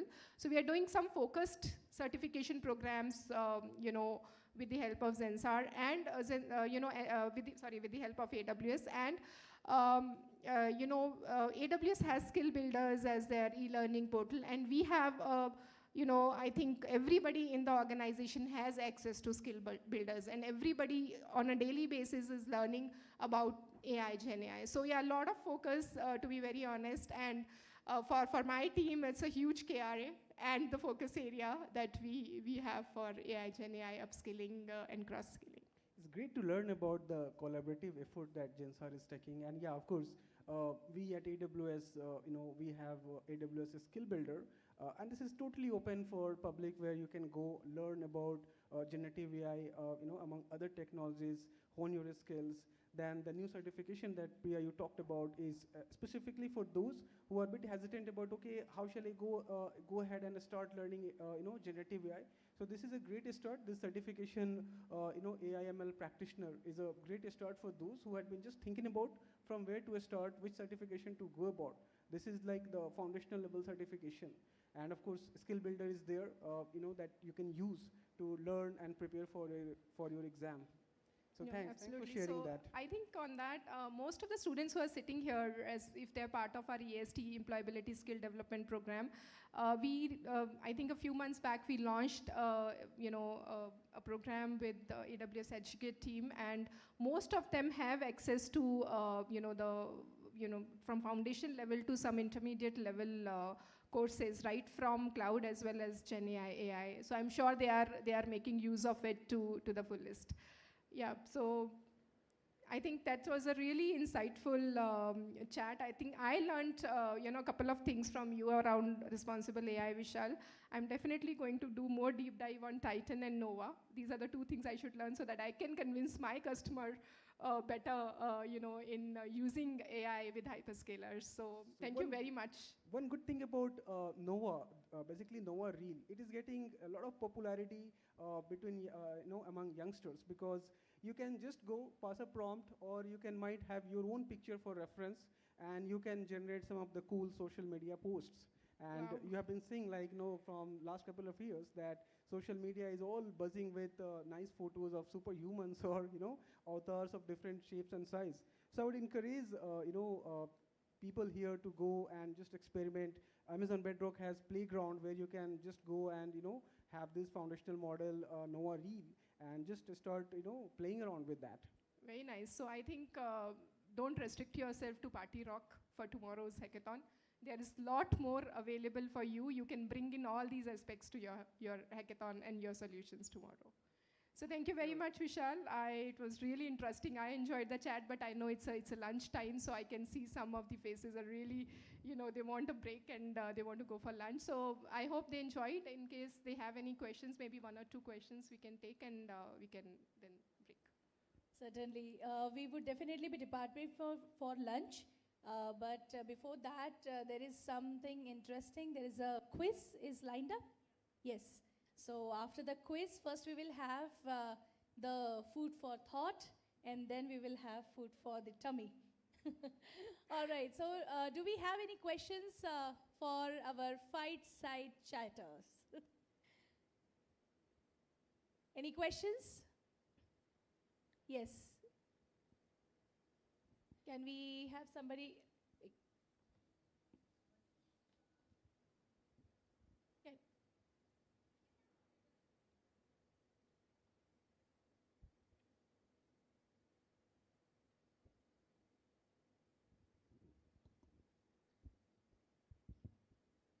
So my question was, now keeping apart the Gen AI and everything apart, in the artificial intelligence, new terms are emerging like RAG, agent, and then automation of the workflow. So there are many apps like make.com, which is doing the automation of the things, like where you just give you a prompt, it creates your post, and it even posts it inside your Instagram or Facebook account. So what are your thoughts about that? So how Zensar or AWS will be evolving on these topics was my question. Sure. So let's understand about the workflow management and the agents. So they are not two different things. And specifically, if you look at Bedrock, so Bedrock has got these features of Bedrock agents, which are basically for managing multi-steps architecture or multi-steps use case. Where think about a use case where the steps are interrelated or interdependent on each other. Plus, you also want the second step to be executed basis what is the outcome of the first step. So if you think this traditionally, you understand that you need a team of many people to do that. That exactly the same concept today is driven by Bedrock agents, where you have, you can understand it this way, that multiple agents are playing a role of a one team, where one agent is processing, passing the control to the other one, then the other one is evaluating, and then passing the control to the next one, and that's how the workflow is being managed. Now, the tools that you named, what lack with those tools is the context. With Bedrock agent, that is not the case. It is always in the context. And if you look at the transformer architecture, which we talked in the beginning, and I was quoting about the white paper from Stanford engineers, attention is all you need. You'll see that how important the context is when it comes to generative AI solution. So yes, agent can be leveraged for workflow management. And in fact, I have customers who have already built the orchestration of their workflow using Bedrock agents, right? I hope that answered your question. Thank you. Thank you very much. What's your name, dear? Khyati. Khyati. Right. Thank you, Khyati. Any further question? Any other question? Anybody? The special people from the balcony? Anybody else? All right. Any closing insights that you would like to provide to our wonderful participants here? I'll take on this. So yeah, I mean, I've been hearing a lot of things about generative AI. People do ask me that, hey, is it going to take up my job? Or is it going to take up job of developers, because a lot of automation is being done? I say that there's nothing to be scared about Gen AI. Generative AI is here to make life easier, not to make it more difficult. So if you know how to get things done, if you know the concept pretty well, then you can just sit with generative AI tool as your assistant and start innovating. So there is simply no need to worry about, hey, whether I'll be still developer or not. You are going to be there because every invention that takes place that originates from human mind, right? So human are sitting on the top of all the invention, including the generative AI. So you are the intelligence, not the generative AI, right? So with your intelligence, you can make use of generative AI to get your things done faster and more efficient. So there's simply no need to worry about generative AI or artificial intelligence, at least on this aspect. Very, very well said, Vishal. I think this had been on a lot of minds of the young participants here that is it going to, take away my job or my work? But yes, the answer is absolutely no. And it is there for your ease and not to overpower you until and unless you let it. Yes, any closing remarks from Priya? No, so I think, just extension of what Vishal mentioned. See, these days, if you open LinkedIn, you see almost 90% of the people are Gen AI experts. They already know it all. Agentic AI, everybody has started talking about it, including, some of us also keep posting a lot of things about, these new things. It's good to know. It's must for all of us to learn these new technologies. But at the same time, I think for students like you, who are going to really, come to industry very soon, and you are going to be our young workforce, I think foundation is something which is still very, very critical. Do we really understand the statistics, mathematics behind what is happening? Though you need not to use it on a daily basis, but how is it working behind the scene? That is the core part you should not miss. At this age, you should, focus on, if you're really interested in pursuing AI, ML, agentic AI and all of that, mathematics, statics, and second, the foundational machine learning, it's so interesting. Right now I'm pursuing a course, and and I'm back to the basics where I'm learning, again, though I've taught machine learning sometime in my career, but the basics of machine learning, there's so much to learn still, because there's a foundation of what you see today, what is happening. So don't restrict yourself to, the APIs. Don't restrict yourself to what you see on the surface. Just go to the foundation and make sure your foundation needs to be very, very strong. Of course, then you are free to use whatever you want to use, but focus on these years are to focus on the foundation. Don't overlook that. So that's one recommendation I have for everybody. Thank you so much. So foundation is the key word that everybody has to remember, and you have to carve it, because without the foundation, nothing is going to be stable. There will be instability if the foundation is poor. So I think that is what I can take from her insights. So once again, I extend a hearty thank on behalf of all of us. So can we please have a round of applause for that wonderful, enlightening fireside chat, very nicely done by Mr. Vishal Singh and Ms. Priya Singh. Thank you so much. Please come forward for a quick photograph of this session. So while we we'll capture this moment, I would request the AWS team to set up the stage for our next segment, that is the fastest finger first generative AI quiz, right? All right. So as the name suggests, fastest finger first generative AI quiz. So everybody needs to be alert. I think it's time for all of you. I can see that everybody is now straightened, you're now completely on your straightened backbones. So I can see that everybody is alert. Yes, wonderful. So do we have, yes, Mr. Lokesh and Abhiroop? So I hope your fingers are moving, because you need to now click, a QR code and take the quiz. So please have your mobiles ready. Abhirup is just going to, share the details with you. So have your mobiles out. So thank you, Lokesh. It's working, it's working. It's working, Yes. oh yeah. So here's the fun part. I think you have already learned from Akansha, you have done a deep dive session, you have heard something constructive from the fireside chat.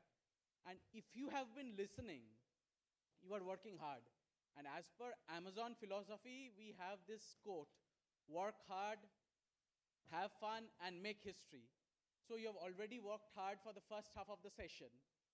You have understood the concepts of Gen AI. You have understood the fireside chat, the kind of use cases they have handled. And here comes the fun part. The fun part is we are going to have a quiz now, which will help you to gauge your competencies on Gen AI. We have a cutoff, marks, basis which we will select some of the participants, we'll form them into groups, and accordingly, on the second half of the session, we are going to do some deep dive and demonstration and hands-on exposure onto the Party Rock platform. So before that, we will have this quiz. This quiz is a fastest finger fast quiz, and this is a physical hackathon. So those who are physically present here at the MIT-ADT auditorium, they would be actually participating in the quiz, and from that gamut of learners, we are going to select the participants for the hackathon. But we are not restricting the online participants to also participate. We are requesting and urging the online participants to also participate. The reason being, if you are participating in this quiz, we will capture your data, basis which you are going to get the digital certificate of participation from Zensar and us. So please do not refrain yourself from participating in this quiz. This quiz is open for all, but the hackathon, we will be doing it with the online participants, with the offline participants, the learners who are present in the premises of MIT-ADT auditorium. Am I clear? Okay. Some ground rules. What are the ground rules? This is the first finger first. First, you have to attempt, and I expect you all to answer all the questions correctly. That is how you have the highest probability of getting chance into participating at the hackathon. You will be getting 10 minutes to understand and go through the questions. There are 20 multiple choice questions for you from the discussions and the sessions which you had today. So if you have paid attention to the sessions today, you'll be able to answer all of these questions. It's an easy piece of cake for you. So 10 minutes, we'll show you a QR code. You are supposed to actually scan the QR code and wait for the passcode. Why we are giving a passcode before you start doing it? If the QR code works for you, we will check if it is working. After that, we will give the passcode, because after the passcode, you will be able to undertake the quiz, and everybody will start the quiz at the same time. And so the first finger first comes into play. Am I clear? Perfect. Next.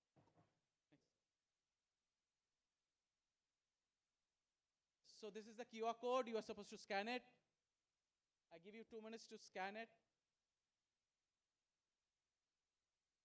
You can raise your hand if the QR code is, viewable and you have been able to scan it.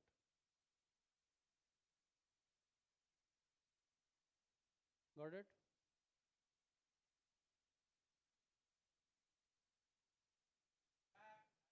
Balcony, have you been able to capture this? No. Okay. What about people in front? Captured?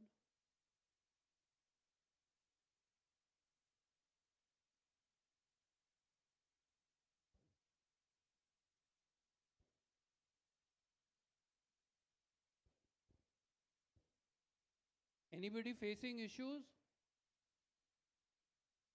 You We'll can, wait. probably they can come out a bit and then You can take. come. Yeah. Facing problems if you are unable to. You can come out from your seats, quickly scan the QR code, and then you can go back to your seats, or you can take another seats as well if there are vacant seats.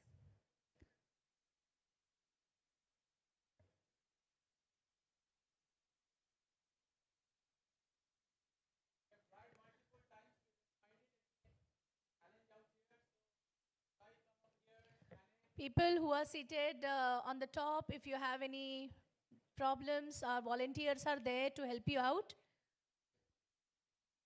Anybody who is not able to scan the QR code, please inform the volunteers or raise your hands, You'll or you get can come something forward. like this. You'll get where you have to enter your name, last name, email ID, the drop down in terms of how you have joined the hackathon, and then there is a code. The code will be given once everybody has access. So anybody facing issues to reach this site? Still facing issues? Still facing issues, please stand up or raise your hands, or please come out. Our team can help you with that. If you're facing issues, quickly come out, or at least you can stand at your seats. Okay, so some people are having network issues. Okay.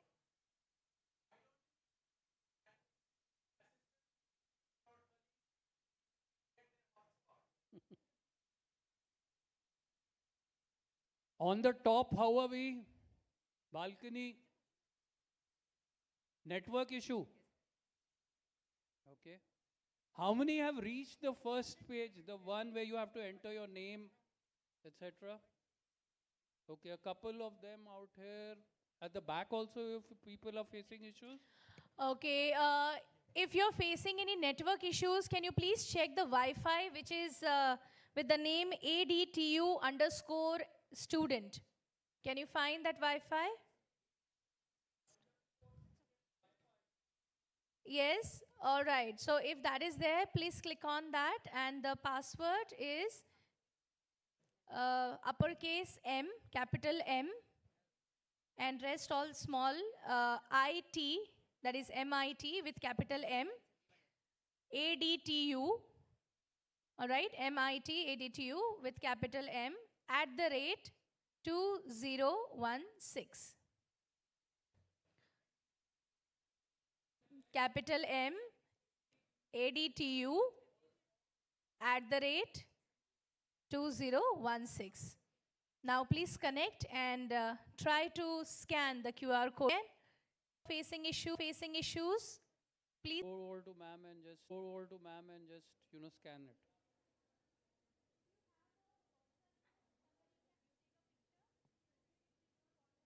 On the top, you still facing Wi-Fi issues? Done? No internet?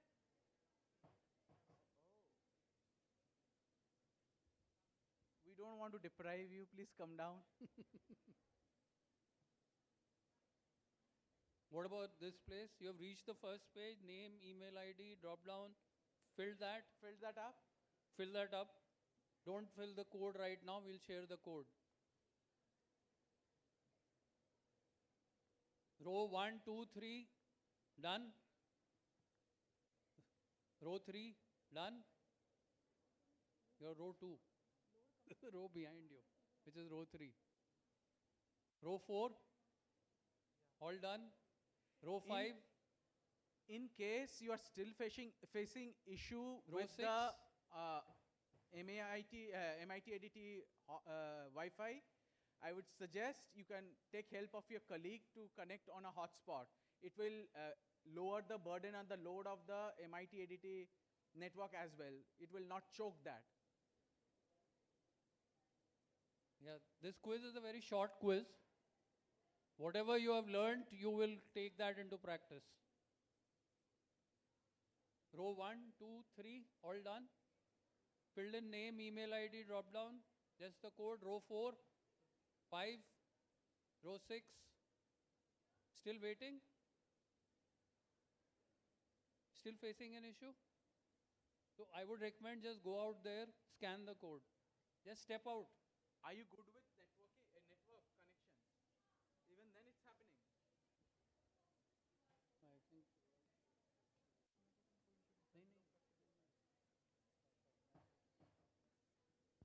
People on the top, Wi-Fi connected. Otherwise, you can scan the QR code, what ma'am is showing.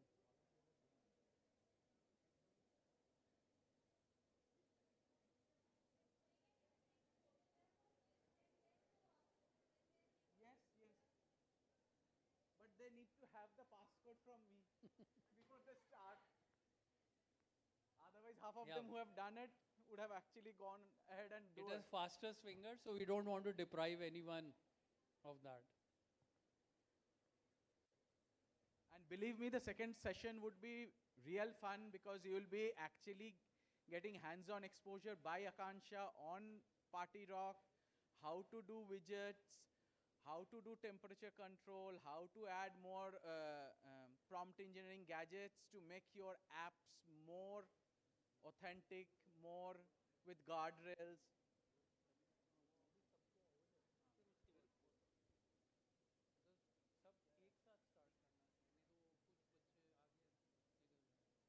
Check it out, check it out. Others are hungry. People on the top, raise your hand if you have reached the first page, name, email ID. Okay, a lot of you have done. How about this how the ground floor?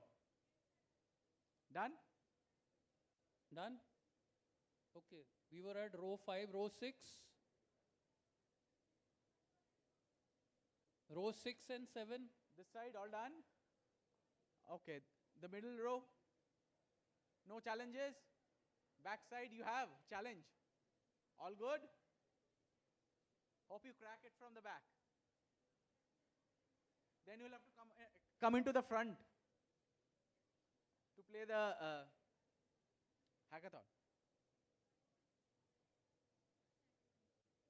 Yeah, this is okay. What is it? We'll have to give the passcode, na? So we will give it. No, and then we'll share this passcode. Then only. The last passcode will be given to everybody once everybody is logged in. Please with fill a up name, your email ID.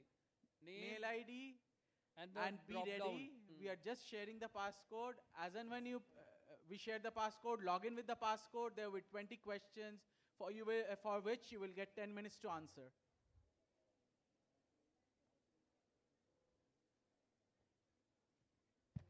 How many people are not able to get the access yet? Can you raise your hands? So there's still about 50 people Okay. who are facing issues. Yeah. Let's just give it 2-3 minutes.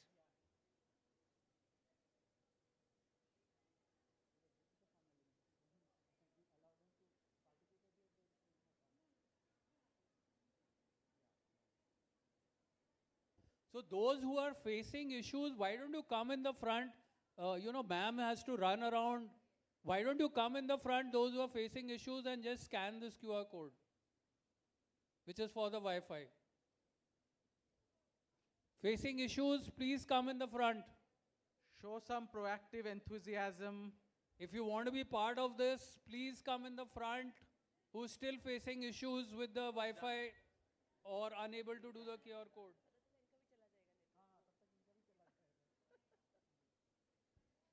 Those who had raised hands were facing issues, please. Still facing issues? Please come out here.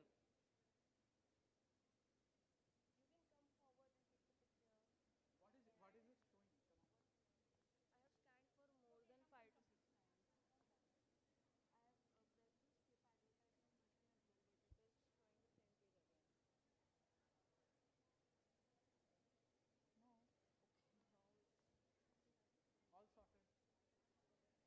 हमारा जो boot करना, switch off करके restart करना is something which we have grown with. So if nothing happens, Anybody else facing issues? Raise of hands.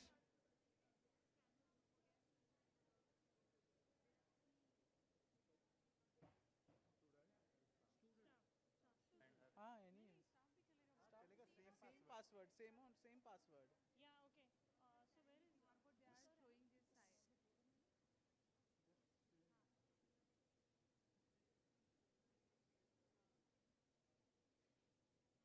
this side. People on the top, all logged in, sorted. Okay, raise your hand. How many are not able to access? Those who are still facing an issue, raise your hand. So I can see only 2, 3. No, 1, 2 out there. So can you come in the front? Can you come in the front and take the Wi-Fi code? See, मेरे पास आने से सबका खुल जा रहा है, वहाँ पे भी खुल गया। मेरे पास आता है तो खुल रहा है, नहीं तो उधर नहीं खुल रहा है। If you come and meet Abhirup, it's getting solved.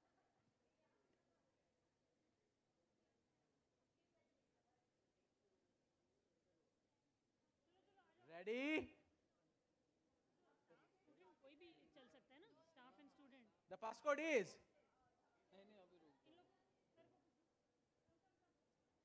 The password is?